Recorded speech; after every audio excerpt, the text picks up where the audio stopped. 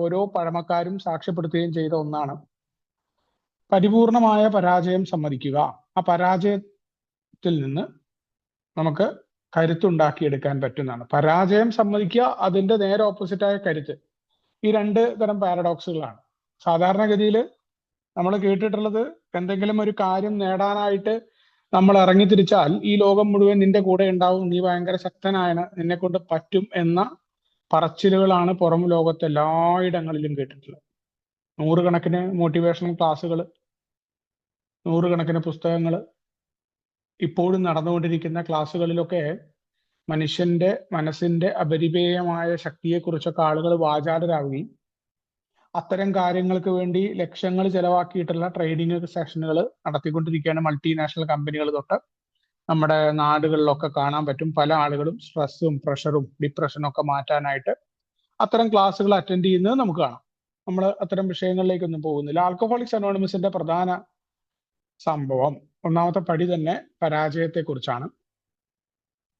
ഇവിടെ പരിപൂർണ പരാജയം എന്ന വാക്ക് വളരെ ഈസി ആയിട്ട് പറയാനൊക്കെ എളുപ്പമാണ്.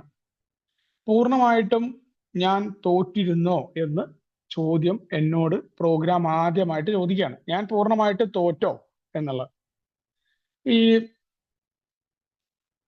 വിജയത്തെക്കുറിച്ച് നമ്മൾ നേരത്തെ പറഞ്ഞ രീതിയിൽ കാഴ്ചപ്പാടുണ്ട്. എന്നെ സംബന്ധിച്ചിടത്തോളം ഈ ഒരു കാഴ്ചപ്പാട് നമ്മൾ പൊതുവെ കേട്ടിട്ടുണ്ടെങ്കിലും കുടിയുമായി ബന്ധപ്പെട്ട് ഞാൻ കേൾക്കുന്നത്,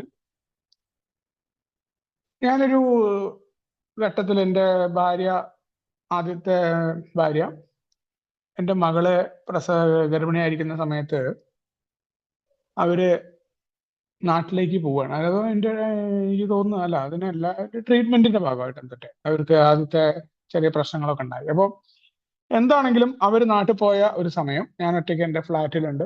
അവിടുന്ന് അടിച്ച് വല്ലാത്തൊരവസ്ഥയിലേക്ക് ഞാൻ എത്തിപ്പെട്ടു. അവർക്കത് മനസ്സിലായി.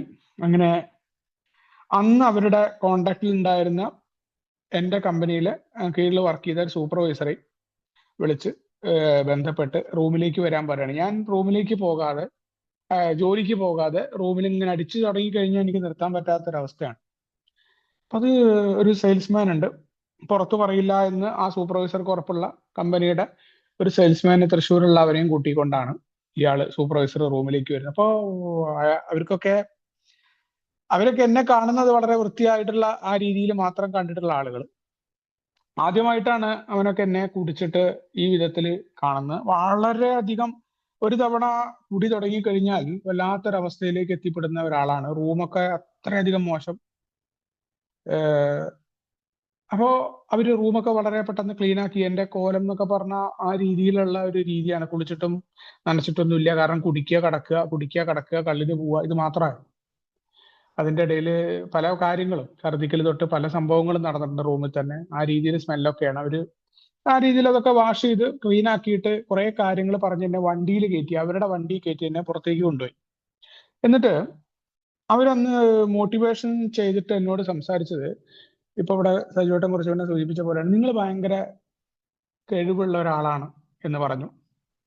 2 ഏരിയ ആയിട്ട് തിരിക്കുന്ന സമയമാണ് UAE. അപ്പോൾ രണ്ടല്ല, ഞങ്ങൾ അവിടെ ഉണ്ടായിരുന്ന ആ ബ്രാഞ്ച് ഓപ്പൺ ചെയ്ത സ്ഥലത്ത് ദുബായ്, ഷാർജ എന്ന് പറയുന്ന 2 ഭാഗമുണ്ട്. അപ്പൊ അതില് ദുബായിയുടെ ചുമതലയാണ് എനിക്ക്, ഷാർജയിൽ വേറെ ആളുണ്ട്. അപ്പൊ സ്വാഭാവികമായിട്ടുള്ള ഒരു കോമ്പറ്റീഷൻ ഉള്ളത് കൊണ്ട് തന്നെ ആ ഷാർജയിലെ ആള് കൊണ്ടുവന്നതാണ് ഈ സൂപ്പർവൈസറെ എന്ന് ആലോചിക്കണം. അയാളുടെ റിലേഷനോ എന്തോ ആണ് പുള്ളി. എന്നിട്ടടക്കം എന്നോട് പറയാണ്, മറ്റേ ആളെ പോലെ അല്ല, നിങ്ങളെയാണ് ആളുകൾക്ക് ഇഷ്ടം, നിങ്ങൾ ഭയങ്കര സംഭവമാണെന്നൊക്കെ പറഞ്ഞ് സ്വാഭാവികമായിട്ട് നമുക്ക് നമ്മളെ ഒരാൾ പുകഴ്ത്തി പറയുമ്പോൾ നമുക്കുണ്ടാവുന്ന ഒരു സുഖമുണ്ട്. എനിക്കും അതുണ്ടായി.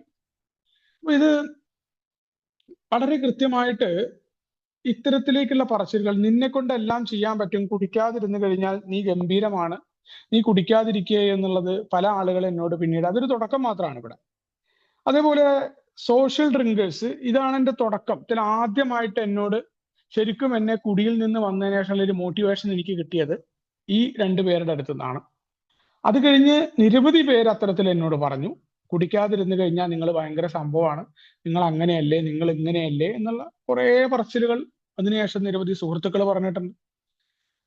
ഇതെല്ലാം കഴിഞ്ഞ് സോഷ്യൽ ഡ്രിങ്കേഴ്സ് ഞാൻ കുടിച്ചിട്ടുള്ള എൻ്റെ ഒപ്പം വൈകുന്നേരങ്ങളിൽ അടിക്കുകയും ഞാൻ ഓഫ് ആവുകയും ചെയ്ത സമയങ്ങളിലും പ്രശ്നങ്ങളാവുകയും ചെയ്തപ്പോൾ സോഷ്യൽ ഡ്രിങ്കേഴ്സ് ആയ എല്ലാ ദിവസവും വൈകിട്ട് 2 വിടുന്ന ആളുകൾ പറഞ്ഞു എങ്ങനെയാണ് മദ്യപിക്കേണ്ടത് എന്നുള്ള ക്ലാസ് അവരെനിക്ക് എടുത്തു വിട്ടു.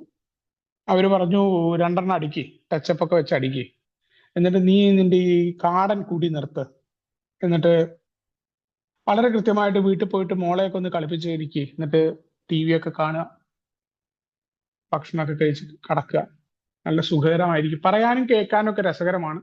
ഒരിക്കലും ഒരു മദ്യാസക്തന് പറ്റാത്ത രീതിയിലുള്ള ഒരു കാര്യമാണ്. കാരണം മദ്യാസക്തി എന്ന് പറയുന്ന ആ രോഗത്തെ എൻ്റെ വിൽ പവർ കൊണ്ട് നേരിടാനായിട്ട് ഞാൻ ആൽക്കഹോളിക്സ് അനോണിമസിൽ എത്തുന്നതിന് മുന്നേ തന്നെ നിരവധി തവണ എൻ്റെ ഈ ആളുകൾ പറഞ്ഞ കാര്യവും എൻ്റെ വില്ല്, ഞാനൊരു സംഭവമാണ്, എനിക്കിതിനെ നിയന്ത്രിച്ച് നിർത്താൻ പറ്റും എന്ന് പറഞ്ഞുകൊണ്ട് നടത്തിയ ശ്രമങ്ങളാണ് എല്ലാം കഴിഞ്ഞ് ഞാൻ മദ്യം എന്നെ ജയിക്കുന്ന അവസ്ഥയിൽ ഞാൻ തെരുവില് എത്തിപ്പെട്ടു എന്നുള്ളതാണ്.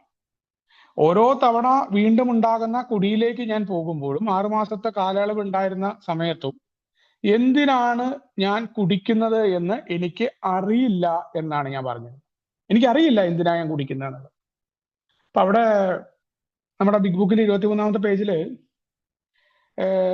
പറയുന്ന നമ്മുടെ ലിറ്ററേച്ചറൊക്കെ കൃത്യമായിട്ട് കടന്നു വരുന്ന ഒരു മേഖല അവിടെയാണ്. അവസാനം മദ്യപാനം ഒരു നിശ്ചിത ഘട്ടത്തിലെത്തിയാൽ ഏതൊരു മദ്യാസക്തനും എത്ര ശക്തമായി ആഗ്രഹിച്ചിരുന്നാൽ പോലും തന്റെ കുടി നിയന്ത്രിക്കാനോ നിർത്താനോ സാധ്യമല്ല. അപ്പോ ഈ അമിത മദ്യാസക്തി എന്ന രോഗം എന്നിലൂടെ വളർന്ന് അത് ഇങ്ങനെ വളർന്ന് ഇങ്ങനെ പോയിക്കൊണ്ടിരിക്കുകയാണ്. അതുകൊണ്ടാണ് പലപ്പോഴും ആൽക്കഹോളിക്സ് അനോണിമസിന്റെ മീറ്റിങ്ങുകൾ കേൾക്കുമ്പോൾ എന്നെ പോലെ ഒരു അടി തട്ടിയ ആളുടെ കഥകൾ കേൾക്കുന്ന പല ആളുകളും ചോദിക്കാറുണ്ട്, പേഴ്സണലായിട്ട് തന്നെ അവർ ചോദിക്കാറുണ്ട്, ഞങ്ങളൊന്നും അത്ര എത്തിയിട്ടില്ല. നമ്മുടെ ബുക്കിൽ തന്നെ പറയുന്നുണ്ട്, നിങ്ങൾ എന്തിനാണ് മറ്റുള്ള ആളുകളുടെ പോലെ അടി തട്ടാനായിട്ട് കാത്തു നിൽക്കുന്നത്? നിങ്ങൾക്ക് തോന്നുകയാണെങ്കിൽ തീർച്ചയായിട്ടും ആൽക്കഹോളിക്സ് അനോണിമസിന്റെ മാർഗം സ്വീകരിച്ചുകൂടെ? നിങ്ങളുടെ കാർ ഫോർസിലെ കാറുകളും ആധാരം, നിങ്ങളുടെ വീട്ടിൽ തന്നെയുള്ള നിങ്ങളുടെ ആധാരം എന്തിന് ബാങ്കിൽ കൊണ്ടുവെക്കണം? നിങ്ങളുടെ പിണങ്ങി പോകാത്ത ഭാര്യയെ എന്തിന് പിണക്കി വിടണം? അല്ലെങ്കിൽ എന്തിനാണ് ഭാര്യ തന്നെ ഇല്ലാതെയാകുന്നത് എന്നൊക്കെ നമ്മുടെ മുൻ അനുഭവങ്ങളിൽ നിന്ന് ചോദിക്കാറുണ്ട്. കാരണം ഈ രോഗം ഇങ്ങനെ വളർന്നുകൊണ്ടിരിക്കുന്നത് നമ്മൾ അറിയാതിരിക്കുകയും അത് നമ്മൾ വിചാരിക്കുന്നതിന്റെ അപ്പുറം എത്തിക്കഴിഞ്ഞാൽ നമ്മൾ എത്ര തന്നെ ആഗ്രഹിച്ച്, ഞാൻ അത്രയധികം ആഗ്രഹിച്ചിട്ടുണ്ട് ഈ നശിച്ച കുടി വേണ്ട എന്ന് ഓരോ തവണയും ഞാൻ വിചാരിക്കാറുണ്ട്. അത്രയധികം മോശമായ അനുഭവങ്ങളാണ് കുടി കൊണ്ടുണ്ടാവുന്നത്. എന്നിട്ടും സാധിക്കുന്നില്ല എന്നുള്ളതാണ്. ആ കുടി നിയന്ത്രിക്കാനോ നിർത്താനോ സാധിക്കുന്നില്ല. അവിടെയാണ് പേജ് 24 വീണ്ടും പറയുന്ന ഒരു കാര്യമുണ്ട്, ഇന്നും അവ്യക്തമായ കാരണങ്ങളാൽ. ഇന്നും പല ആൾക്കാർക്കും അറിയില്ല, എനിക്കും അറിയില്ലായിരുന്നു ഈ പ്രോഗ്രാം ചെയ്യുന്നവരെ. പ്രോഗ്രാം ചെയ്തിട്ട് കൃത്യമായിട്ട് എനിക്കറിയാം ഇന്ന് എന്തുകൊണ്ടാണ്. അതാണ് ഇന്ന് കുടിക്കാതെ ആയത്. അവ്യക്തമായ കാരണങ്ങളാൽ ഒരു മദ്യാസക്തന് മദ്യത്തിന്റെ കാര്യത്തിൽ കുടിക്കുക എന്നതൊഴിച്ച് മറ്റൊന്നും ചെയ്യാനാവില്ല എന്ന് പറയുന്നുണ്ട്. ഇച്ഛാശക്തി ഇല്ലാതെയാകുന്നു. കാരണം എന്താണെന്ന് അറിയില്ല. മദ്യം എന്ന് പറയുന്നത് മദ്യാസക്തന്റെ മുന്നില് വേറെ ഓപ്ഷനൊന്നുമില്ല, കുടിക്കുക, അല്ലാതെ വേറൊന്നും ചെയ്യാൻ പറ്റുന്നില്ല. അവൻ എത്ര തന്നെ ഓരോ തവണ കുടി നിർത്തിക്കഴിഞ്ഞാലും ഇനി കുടിക്കില്ല എന്ന് പറയുന്ന മദ്യാസക്തൻ. ആൽക്കഹോളിക്സ് അനോണിമസിന്റെ മീറ്റിങ്ങുകളിൽ തന്നെ നമ്മൾ നിരവധി ആളുകളുടെ ഷെയറിങ്ങുകൾ കേൾക്കാം. മദ്യവുമായി ബന്ധപ്പെട്ടുകൊണ്ടുണ്ടായ മോശം അനുഭവങ്ങൾ പറയുകയും ഈ നശിച്ച കുടി ഇനി ഞാൻ ജീവിതത്തിൽ ചെയ്യില്ല എന്ന് പറയുന്ന ആളുകൾ വീണ്ടും കുടിച്ചു വരുന്നതും നമുക്ക് കാണാനായിട്ട് പറ്റാറുണ്ട്. കാരണം അതിൽ ഇച്ഛാശക്തി ഇല്ല. നമ്മൾ വിചാരിച്ചാൽ അങ്ങനെ നിയന്ത്രിച്ച് നിർത്താൻ പറ്റുന്ന ഒരു രോഗമല്ല എന്ന് അവർ അംഗീകരിച്ചിട്ടില്ല എന്നതാണ് അതിന്റെ കാര്യം. ഞാനും ആദ്യം അങ്ങനെ ആയിരുന്നു. ഒരാഴ്ചയോ ഒരു മാസമോ മുൻപ് ഞങ്ങൾക്കുണ്ടായ അപമാനത്തിന്റെയും കഷ്ടതയുടെയും ഓർമ്മ ഞങ്ങളുടെ ബോധമനസ്സിലേക്ക് അർഹിക്കുന്ന ഗൗരവത്തോടെ കൊണ്ടുവരാൻ ഞങ്ങൾ പലപ്പോഴും അശക്തരാണ്. 1939 എഴുതിയതാന്ന് ആലോചിക്കണം. അന്നും ഇന്നും എന്തെങ്കിലും മാറ്റമുണ്ടോ എന്നുള്ളതാണ്. എത്ര തന്നെ മോശമായ അനുഭവം ആളുകളുടെയൊക്കെ മുന്നിൽ ഇനി അപമാനത്തിലേക്ക് ഇനി ഒന്നുമില്ല എന്ന ഘട്ടത്തിലൊക്കെ ഞാൻ എത്തിയിട്ടുണ്ട് എൻ്റെ കുടി കൊണ്ട്. ആ രീതിയിൽ മറ്റുള്ളവരുടെ മുഖത്തേക്ക് ഇനി നോക്കാൻ പറ്റില്ല, ഇനി ഒന്നും തരം താഴാനില്ല. ആ ആദ്യ കാലത്ത് ഉണ്ടാക്കിയിട്ടുള്ള ഒരു സുഖം അതിന് വേണ്ടി ഇങ്ങനെ കൊതിക്കില്ലേ തലച്ചോറ്. അതുകൊണ്ടാണ് അത് ഇങ്ങനെ പോയിക്കൊണ്ടിരിക്കുന്നത്. നമുക്കത് ഗൗരവത്തോടു കൂടി നമ്മുടെ മോശം അനുഭവങ്ങളെ നമ്മൾ പറയും, ഈ ഭയങ്കര മോശമായ അനുഭവങ്ങളൊക്കെ ഉണ്ട് എന്നും അത് നമുക്ക് കൊണ്ടുവരാനായിട്ട് പറ്റില്ല. അവിടെയാണ് ആദ്യത്തെ കുടിക്കെതിരെ നമ്മൾ അശക്തരാണ്. എന്നാലോ ഈ അശക്തി നമ്മൾ അറിയൂ, അശക്തി നമ്മൾ സമ്മതിക്കൂ? അതാണ് ചോദ്യം. ആദ്യത്തെ കുടിക്കെതിരെയുള്ള ചെറുത്തുനിൽപ്പിന് എനിക്ക് കെൽപ്പില്ല. എത്ര കൃത്യമാണ് ബിഗ് ബുക്കിലെ വാക്കുകൾ നോക്കണം. അവിടെ കഷ്ടതയുടെയും ഓർമ്മ നമ്മുടെ ബോധ മനസ്സിലേക്ക് കൊണ്ടുവരാൻ നമ്മൾ അശക്തരാണ്. അവിടെ ശക്തിയില്ല നമുക്ക്. അത് നമ്മൾ അംഗീകരിക്കാറുണ്ടോ? ആദ്യത്തെ കുടിക്കെതിരെയുള്ള ചെറുത്ത് നിൽപ്പ് എനിക്ക് കഴിവില്ല. പരിപൂർണമായിട്ടും ഞാൻ പരാജയം സമ്മതിച്ചിട്ടുണ്ട്. ഇവിടെ ഞാൻ അശക്തനാണോ എന്നോടുള്ള ചോദ്യമാണ് ഈ ഭാഗങ്ങളിൽ. എനിക്ക് അശക്തി അംഗീകരിക്കാനായിട്ട് പറ്റിയോ? എനിക്ക് വേണ്ട കെൽപ്പില്ലേ? രണ്ട് ചോദ്യമാണ് ചോദിക്കുന്നത്. അപ്പോ ഇതിന്റെ ഒരു കുഴപ്പം കിടക്കുന്നത്, എല്ലാം തകർന്ന് ആൽക്കഹോളിക്സ് അനോണിമസിൽ ഞാൻ വന്നത് ഒന്നും ഉണ്ടായിരുന്നില്ല. എൻ്റെ ചായ കുടിക്കാൻ പോലും മറ്റുള്ളവരുടെ സഹായമുണ്ടെങ്കിലേ പറ്റൂ എന്ന അവസ്ഥയിലാണ്. പക്ഷേ എന്താ സംഭവിക്കുന്നത്? ഈ അശക്തനാണെന്നുള്ള ആശയം, അല്ലെങ്കിൽ പഴമക്കാരൊക്കെ പറയുന്നു ദുർബലനാണെന്ന് സമ്മതിക്കണം, ശക്തിഹീനനാണെന്ന് സമ്മതിക്കണം. ഇത് നമുക്ക് സമ്മതിക്കാനായിട്ട് പറ്റുമോ എന്നതാണ് ചോദ്യം.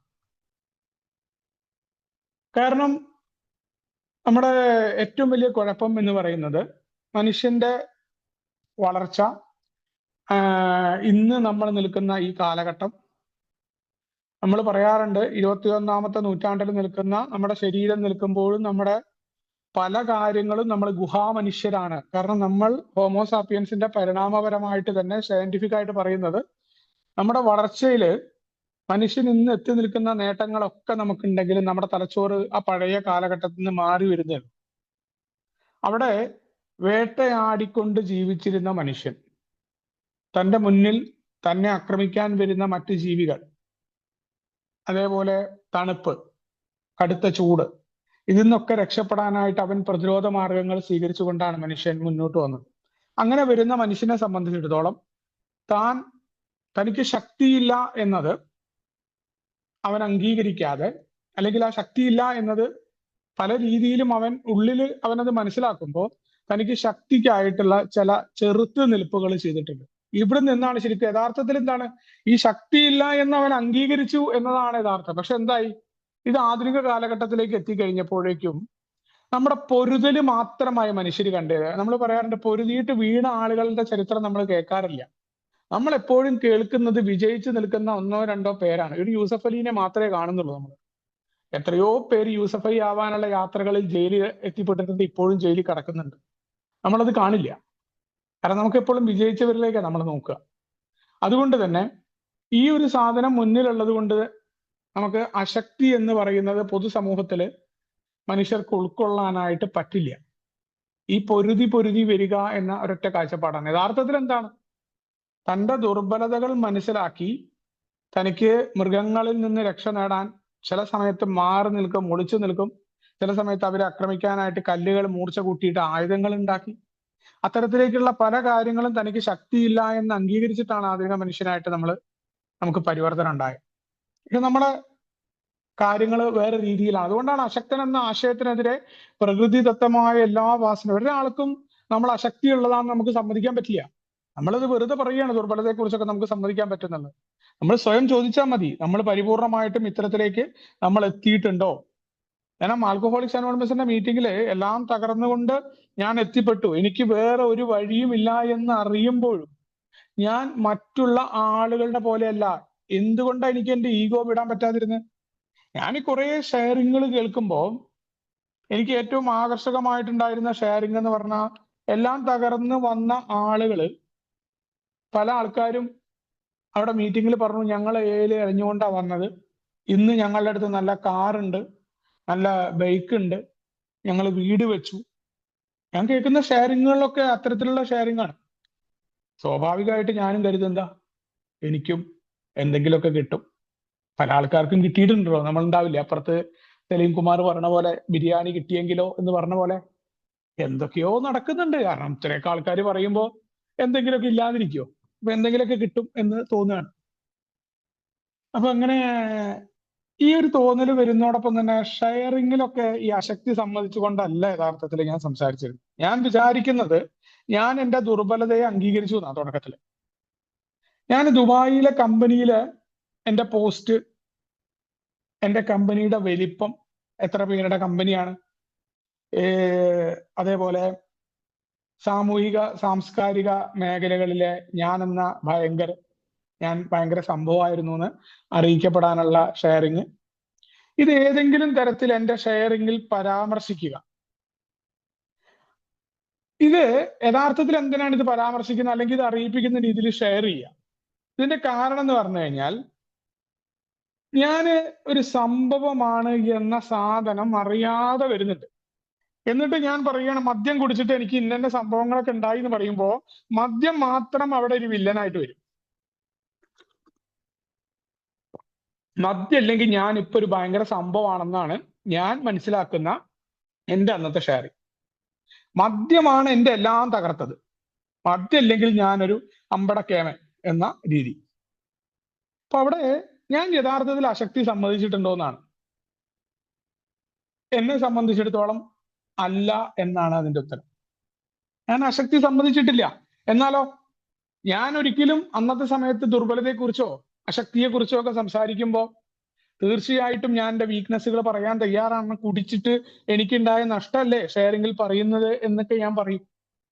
അവിടെയാണ് കൃത്യമായിട്ട് കുടി പ്രശ്നമാണ്. കുടിയെ തീർച്ചയായിട്ടും അംഗീകരിക്കുന്നുണ്ട്. എന്റെ ജീവിതം ഈ പറയുന്ന നറുനുറുങ്ങനെ ആക്കിയിട്ടുണ്ട് എന്ന കാര്യത്തിൽ യാതൊരു സംശയവുമില്ല. എന്റെ ഭാര്യ അന്ന് വിട്ടുപോയിട്ടൊന്നുമില്ല. പക്ഷെ ഭാര്യ എന്നോട് പഴയ പോലെയല്ല, അല്ലാത്തൊരു അകൽച്ച ഉണ്ട്. പലപ്പോഴും പല എതിർപ്പുകളും അവർ തുടക്കമിട്ടിട്ടുണ്ട്. അപ്പോഴും അത് ശരിയായിട്ട് വരും. പഴമക്കാരൊക്കെ പറയുന്ന രീതിയിലുള്ള സംഭവങ്ങളാണ്. അപ്പൊ എന്റെ ഉള്ളിൽ എന്നെ സംബന്ധിച്ചിടത്തോളം പഴകിയ ആ പാഠങ്ങൾ എന്റെ ഉള്ളിലുണ്ട്. കാരണം ഞാനൊരു സംഭവമാണ് എന്ന് മറ്റുള്ളവർ, അതിനാണ് ആദ്യത്തെ ആ 2 കഥകളെ ഞാൻ പറഞ്ഞത്, അവരിങ്ങനെ പറഞ്ഞത് എന്റെ തലച്ചോറ് കിടപ്പുണ്ട്. എനിക്കും ആ ബോധ്യം ഉള്ളത് കൊണ്ടാണ് റീഹാബിൽ കിടക്കുമ്പോഴും കയ്യിൽ 5 പൈസ ഇല്ലാതിരുന്നപ്പോഴും നിങ്ങളെപ്പോലെയല്ല, കുടിയനല്ല. അതുകൊണ്ടാണ് എയിൽ പോലും മറ്റുള്ളവരെക്കാൾ ഷെയറിംഗ് ഒക്കെ പറയുമ്പോൾ ഞാൻ ഒന്ന് ഉയർന്നു നിൽക്കണം എന്ന തോന്നല് എനിക്കുണ്ടായിരുന്നു. അങ്ങനത്തെ ഞാൻ എവിടെ അശക്തി സമ്മതിക്കുന്നത്?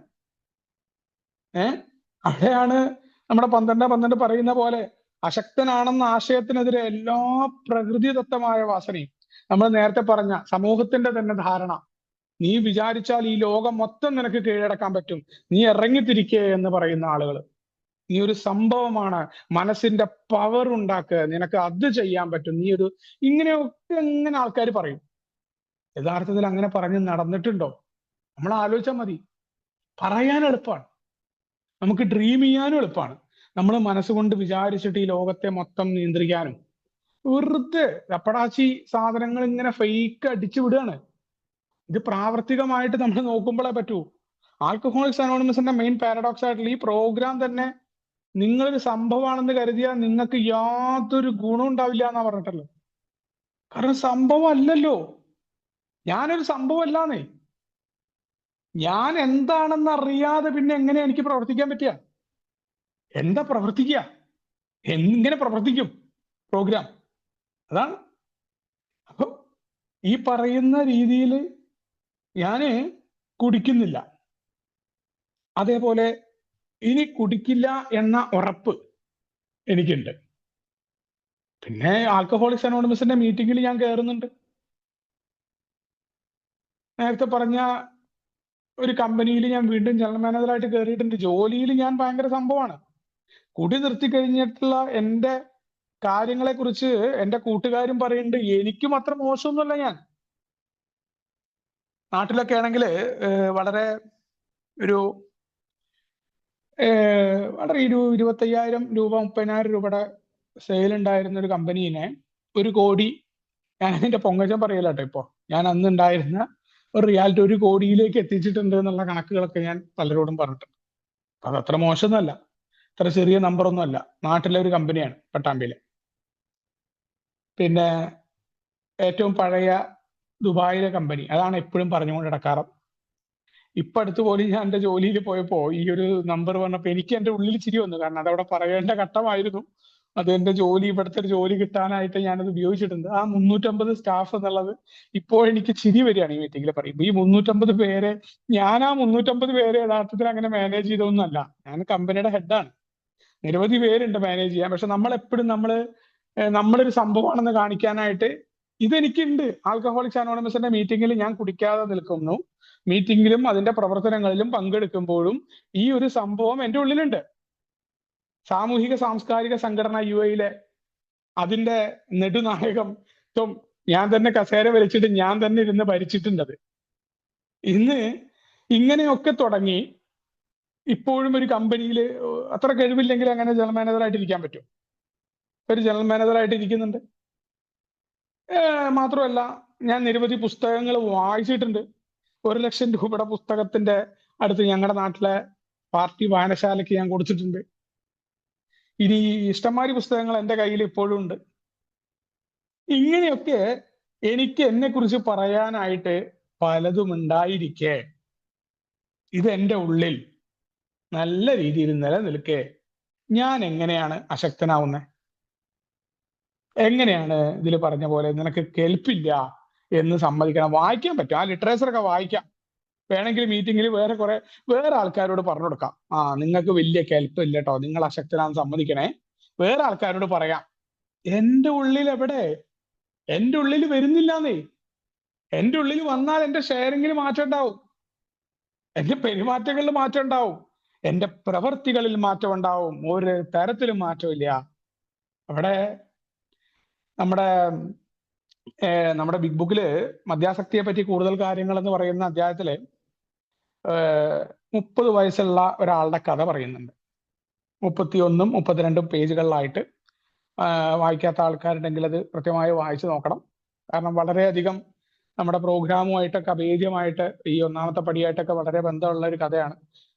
30 വയസ്സുള്ള ഒരാള് 23 വർഷം കുടിക്കാതിരിക്കുന്നു. 55-ാമത്തെ വയസ്സിൽ അയാള് ബിസിനസ്സിൽ നിന്ന് വിരമിക്കുന്നു. അങ്ങനെ വിരമിച്ച് കുറച്ചു കാലം കുടിക്കാതെ ഇരുന്ന ആ മനുഷ്യൻ എന്തു പറ്റി? അയാൾ കുറച്ചു കാലം ഇനി താൻ കുടിച്ചു കഴിഞ്ഞാൽ, കാരണം 23 വർഷം കുടിക്കാതിരുന്നല്ലോ, ബിസിനസ്സിൽ നിന്ന് വിരമിച്ചു, എനിക്ക് എല്ലാ തരത്തിലും കുഴപ്പമൊന്നും ഉണ്ടാവില്ല എന്ന് വിചാരിച്ചു കുടി നിയന്ത്രിക്കാൻ പറ്റും എന്ന ബോധ്യം അയാൾക്ക് വരികയാണ്. അപ്പൊ നമ്മൾ വെറുതെ, പല ആൾക്കാരും പറയാറുണ്ട്, ഇത്ര വർഷം കഴിഞ്ഞ ആള് കുടിച്ചു കഴിഞ്ഞാൽ ആരും മരിക്കും, അത് സംശയമൊന്നും വേണ്ട. കുടിച്ച ആൾക്കാർ അത് മരിച്ചിട്ടുണ്ട് എന്നുള്ളത് കാണിച്ചിട്ടുണ്ട്. പല ആൾക്കാരും, ഏതെങ്കിലും ഭാഗ്യമുള്ളവർ മാത്രമാണ് പിന്നീട് കയറി വരിക. പ്രത്യേകിച്ച് ഇത്ര വർഷം ഇപ്പൊ അടുത്തൊരു ഷെയറിങ് ഞാൻ കേട്ടിരുന്നു, നല്ല രസമായിരുന്നു അത്. കാരണം നമ്മുടെ ജോൺസൺ ചേട്ടന്റെ ഷെയറിങ് ആയിരുന്നു. അതിൽ പറയുന്ന പോലെ ഉണ്ട്, 5 വർഷം കഴിഞ്ഞിട്ടുള്ള വീഴ്ച 5ാമത്തെ നിലയെന്നാണ് പറഞ്ഞ പോലെ, വർഷങ്ങൾ കഴിഞ്ഞിട്ടുള്ള വീഴ്ച വലിയ പ്രശ്നമാണ്. അത് പടിയും പാരമ്പര്യവും പഠിച്ചിട്ടല്ല കേട്ടോ, അത് തെറ്റാ. അത് ആരെങ്കിലും പറയണ്ടെങ്കിൽ അത് നിങ്ങൾ എടുക്കരുത്. അത് ഈ പറയണ ആൾക്ക് അതിനെക്കുറിച്ച് മനസ്സിലാവാത്തോണ്ടാ. ആൽക്കഹോളിക്സ് അനോണിമസിന്റെ പടികളിലൂടെ പോയെന്ന ആള് വീഴില്ല എന്നത് എയുടെ പഴമക്കാർ സാക്ഷ്യപ്പെടുത്തിയ ഉറപ്പ് തന്നെയാണ്, ഒരു സംശയവും വേണ്ട. പാരമ്പര്യം പാലിച്ച് നിൽക്കുന്നവനും വീഴില്ല. കാരണം ഇത് 2 ആത്മീയ തത്വങ്ങളാണ് എയുടെ. അവന് കുടിക്കേണ്ട കാര്യം വരുന്നില്ല, ഒരു സംശയമില്ല. വർഷങ്ങൾ കഴിഞ്ഞു എന്നോ പടിയെക്കുറിച്ച് സംസാരിച്ചു എന്നതോ അല്ല പടികൾ. ഇന്നത്തെ ഡെയിലി റിഫ്ലക്ഷന് പറഞ്ഞ പോലെ അതൊരു രാത്രി കൊണ്ട് ചെയ്ത് തീർക്കാവുന്നതല്ല, ഒരു രാത്രി കൊണ്ട് മൊത്തം തീർത്ത് വെക്കാവുന്നതുമല്ല പടികൾ. ക്വസ്റ്റ്യനും ആൻസറും എഴുതി ബുക്ക് മടക്കി വെച്ചതുകൊണ്ട് കാര്യമില്ല. അതിന്റെ കാര്യങ്ങൾ ദൈനംദിന ജീവിതത്തിൽ ഓരോ പ്രവൃത്തിയിലും എനിക്ക് കടന്നു വരുന്നുണ്ടോ, അവിടെയാണ് പടിയിലാണോ ഞാൻ എന്ന ചോദ്യം. മറ്റുള്ളവരെ ഉൾക്കൊള്ളുന്ന കാര്യത്തിൽ എന്ത് നിലപാട് ഞാൻ എടുക്കുന്നു എന്നുള്ളിടത്താണ് ഞാൻ പാരമ്പര്യം പാലിക്കുന്നുണ്ടോ, ഇന്ന് ഞാൻ മീറ്റിങ്ങിൽ പങ്കെടുക്കുന്നുണ്ടോ, മീറ്റിങ്ങിന്റെ വിയോജിപ്പുകളോട് എന്തൊക്കെ ചെയ്യുന്നുണ്ട്. ഇതാണ് ഇതിന്റെ പരിശോധന. അല്ലാണ്ട് പടിയും പാരമ്പര്യവും അറിഞ്ഞ ആൾക്കാർ വീണു എന്നുള്ള വർത്താനം അത് ശരിയല്ല. ആൽക്കഹോളിക്സ് അനോണിമസിന്റെ പടിയും പാരമ്പര്യങ്ങളും വിടാതിരിക്കാൻ തന്നെയാണ് എന്നുള്ള കാര്യം ഉറപ്പിച്ച് പറഞ്ഞുകൊണ്ട്, ഈ 23 വർഷം കുടിക്കാതിരുന്ന ഒരു മനുഷ്യൻ, അയാൾ കുടി തുടങ്ങിയപ്പോൾ താൻ എവിടെയായിരുന്നോ താൻ 30-ാമത്തെ വയസ്സിൽ അതിന്റെ ഇരട്ടിയിലേക്ക് അയാൾ കുടിച്ചപ്പോൾ പോയി. അവിടെ 32-ാമത്തെ വയസ്സിൽ ഒരു 32-ാമത്തെ പേജില് കൃത്യമായിട്ട് ആ ഖണ്ഡിക ഒരു ശക്തമായ പാഠം അടങ്ങിയിട്ടുണ്ട് എന്ന് പറഞ്ഞിട്ട് ആ ഖണ്ഡിക തുടങ്ങുന്നത്. അപ്പോ ഒരു മദ്യാസക്തനെ സംബന്ധിച്ചിടത്തോളം വളരെ കൃത്യമായ ബോധ്യം എന്താണ്? നമ്മൾ അമിത മദ്യപാന രോഗിയായി കഴിഞ്ഞാൽ നമ്മൾ എപ്പോഴെങ്കിലും ഒരു സാധാ മദ്യപാന രോഗിയായിരിക്കും എന്ന ചിന്ത നമ്മൾ കളയേണ്ടതുണ്ട്. എത്ര കാലം കുടിക്കാതിരുന്നാലും വീണ്ടും മദ്യം കുടിച്ചു കഴിഞ്ഞാൽ പണ്ടത്തെ എന്ന പോലെ മോശമായ അവസ്ഥയിലെത്തുന്നു. നമുക്കൊക്കെ പല ആൾക്കാർക്കും കുടി നിർത്തണം എന്ന് ആഗ്രഹിക്കുന്ന ഓരോ കുടിയനും എയിൽ എത്തിയിട്ട് റിലാപ്സ് ഉണ്ടാവേണ്ട കാര്യമില്ല, അല്ലാതെ തന്നെ അറിയാൻ പറ്റും. കുടി നിർത്തണം എന്ന് ആഗ്രഹിക്കുന്ന ഓരോ ആളും വീണ്ടും കുടിക്കുന്നുണ്ടെങ്കിൽ അതെല്ലാം പുനഃപതനങ്ങളാണ്. വലിയ തെളിവായിട്ട് പറയുകയാണ്. അപ്പോ മദ്യത്തിനോട് പ്രതിരോധ ശക്തി ഉണ്ടായിരിക്കുമെന്ന മുൻവിധികളോ മനസ്സിന്റെ ചാഞ്ചാട്ടമോ പാടില്ല. അവിടെയാണ് നമ്മുടെ പ്രോഗ്രാം കിടക്കുന്നത്. അതെങ്ങനെ സാധിക്കുക? മദ്യത്തിനോട് പ്രതിരോധ ശക്തി ഉണ്ടാകുന്നതായിട്ട് എനിക്ക് തോന്നാൻ പാടില്ല. പിന്നെ അതുമായിട്ട് ബന്ധപ്പെട്ട മുൻവിധികള്, പിന്നെ എന്റെ മനസ്സിൽ ചാഞ്ചാട്ടം ഉണ്ടാവരുത്. അപ്പോ ഇച്ഛാശക്തി കൊണ്ട് മറ്റാൾ നിർത്തിയതുപോലെ നമുക്ക് മദ്യപാനം നിർത്തിക്കാം എന്നൊക്കെ ഇന്നും ആളുകൾ പറയാറുണ്ട്. അങ്ങനെയൊക്കെ നിർത്താൻ പറ്റും എന്ന് പറയുന്ന ആളുകൾ നമുക്ക് കാണാൻ പറ്റും. ഇപ്പോ കുടി നിർത്തണം എന്ന ആഗ്രഹം അത് വാക്കുകളെ കൊണ്ട്, അതുകൊണ്ടാണ് ഇന്നത്തെ പഴമക്കാർ പറഞ്ഞത്, അനുഭവങ്ങളിലൂടെയാണ് അവര് പറഞ്ഞത്. അവര് വാക്കുകൾ മാത്രം ഇങ്ങനെ ഉപയോഗിക്കും, ഞങ്ങൾക്ക് കുടി നിർത്തണം അല്ലെങ്കിൽ ഞങ്ങൾ നിർത്തും. പക്ഷെ അവർക്ക് മനസ്സിലായിട്ടുണ്ടാവില്ല എങ്ങനെ ഇത് നിർത്തുകയെന്ന്. മാത്രമല്ല അവരുടെ ഉള്ളിൽ യഥാർത്ഥത്തിൽ ആഗ്രഹം ഉണ്ടാവും. യഥാർത്ഥത്തിൽ ആഗ്രഹം ഉണ്ടെങ്കിൽ നമ്മൾ പൂർണ്ണ കഴിവ് കൊടുത്തിട്ട് ഈ കുടി നിർത്താൻ പ്രവർത്തിക്കുന്നേ. ഒരു സംഭവം നമുക്ക് കുഴപ്പമാണ്, നമ്മുടെ ജീവിതത്തിന്റെ എല്ലാ തരത്തിലും അത് എടുക്കുമെന്ന ബോധ്യം കടന്നു വന്നാൽ നമ്മൾ ഒരു കാര്യം മനസ്സിലാക്കണം, നമ്മൾ അതിലേക്ക് കൊടുക്കുന്ന ഊർജം, സമയം, സന്നദ്ധത, പരിപൂർണത, ഇത് നമ്മൾ തയ്യാറായിട്ടില്ല എന്നുള്ളതാണ്. അതല്ലാന്നുണ്ടെങ്കിൽ തീർച്ചയായിട്ടും പറ്റും. ഇതെന്താ പ്രശ്നം എന്ന് വെച്ചാൽ, അല്ലാന്നുണ്ടെങ്കിൽ എന്താ പറ്റുക? നമുക്കിത് ബോധ്യം ഉണ്ടാവില്ല. ഇനി ഈ മദ്യാസക്തി കൊണ്ട് നമുക്കൊരു മാനസിക ചായ്വ്, നമ്മളിപ്പം അറിയാം, നമുക്കൊരു മദ്യവുമായി ബന്ധപ്പെട്ടുകൊണ്ട് നമ്മുടെ ഒബ്സഷനെ കുറിച്ച് പറയാറുണ്ട്. ഇപ്പൊ നമ്മുടെ വിഷയാവതരണം തന്നെ ഇവിടെ നമ്മൾ നടന്നു. ശാരീരികമായ അലർജി എന്ന് പറഞ്ഞ പോലെ തന്നെയാണ് നമ്മുടെ മാനസികമായിട്ട് ഭയങ്കര വിധേയത്വം നമുക്ക് മദ്യത്തോട് ഉണ്ടാവും. അപ്പോ ഈ ഒരു ഒബ്സഷൻ കാരണം ശരീരം ആദ്യം അലർജി ഉണ്ടാക്കും, പിന്നെ നമ്മുടെ ഒബ്സഷനാണ്, പിന്നെ നമുക്ക് ശരിയാവണ ചില രണ്ടെണ്ണം അടിക്കണം എന്നുള്ള ആ തോന്നൽ കൊണ്ട് ഒരു കാരണവശാലും പിന്നീട് നമുക്ക് ഇതിൽ വിജയിക്കാൻ പറ്റില്ല. അപ്പോ എത്ര അളവ് കുടിച്ചു എന്നതോ എങ്ങനെ കുടിച്ചു എന്നുള്ളതോ അല്ല, മദ്യാസക്തി എന്ന രോഗത്തില് ഇത്തരം ചിന്തകള് നമുക്ക് കടന്നു വരില്ല എന്ന് നമ്മളോട് പറയുന്നുണ്ട്. അപ്പൊ നമുക്ക് ഒരിക്കലും മറ്റൊരാളെ പോലെ ആകാൻ പറ്റില്ല. അപ്പൊ അതെങ്ങനെയാണ് ആ ബോധ്യത്തെ നമ്മൾ പുതുക്കേണ്ടത്? അപ്പൊ ഞാൻ എന്താണ് ചെയ്യേണ്ടത്? അവിടെയാണ് നമ്മുടെ 12 പറയുന്ന പോലെ, പേജ് 21 അതിന്റെ തുടക്കത്തിലെ ലേഖനത്തിന്റെ തുടക്കത്തിൽ പറയുന്നുണ്ട്, ഞാൻ എൻ്റെ പാപ്പരത്വം, പരിപൂർണ പരാജയം എനിക്ക് സമ്മതിച്ചു എന്നും, എനിക്ക് ഉണ്ടായിട്ടുള്ള എല്ലാ തരത്തിലും ഞാൻ കൈ ഉയർത്തി പരാജയം സമ്മതിക്കണം എന്നുള്ളത്, അത് അംഗീകരിക്കണം. അവിടെ മദ്യം ആർത്തി പിടിച്ച ഒരു പലിശക്കാരനെ പോലെ എന്നിൽ നിന്ന് എന്താണ് ആ സ്വയം പര്യാപ്തതയും ഈ മദ്യത്തിനെ പ്രതിരോധിക്കാനുള്ള ഇച്ഛാശക്തിയെയും ഊറ്റിയെടുത്തിട്ടുണ്ട് എന്ന് ഞാൻ അംഗീകരിക്കേണ്ടതുണ്ട്. എല്ലാ തരത്തിലും എൻ്റെ സ്വയം പര്യാപ്തത എടുത്തു കളഞ്ഞിട്ടുണ്ട്. ഏതെങ്കിലും തരത്തിൽ ഇതിനെ പ്രതിരോധിക്കാൻ എൻ്റെ ഇച്ഛാശക്തി കൊണ്ട് നടക്കുമോ? അത് നടക്കില്ല. ഇതിനെ അംഗീകരിക്കണം. എങ്ങനെയാണ് ഞാനിത് അംഗീകരിക്കുക? പരിപൂർണമായിട്ട് ഞാൻ പരാജയം സമ്മതിക്കണം എന്ന് പറഞ്ഞു. അപ്പൊ അത് എന്താ ചെയ്യുക? പരാജയം സമ്മതിക്കാൻ തയ്യാറാണ്. പലപ്പോഴുള്ള കുഴപ്പമാണ് എന്താണ് ഞാൻ ചെയ്യേണ്ടത് എന്നുള്ളത്. അവിടെയാണ് ആൽക്കഹോളിക്സ് അനോണിമസിൽ എന്തിനു നിൽക്കണം എന്ന ചോദ്യമൊക്കെ പ്രസക്തമായിട്ട് എൻ്റെ സ്പോൺസർ ചോദിച്ച ചോദ്യം ഉണ്ടായിരുന്നു. എന്തിനാണ് ഞാൻ ഏല് നിൽക്കുന്നത് എന്നുള്ള ചോദ്യം. മദ്യം നിർത്തൽ മാത്രമായിരുന്നില്ല എനിക്കൊക്കെ ഉള്ള ഉത്തരങ്ങൾ.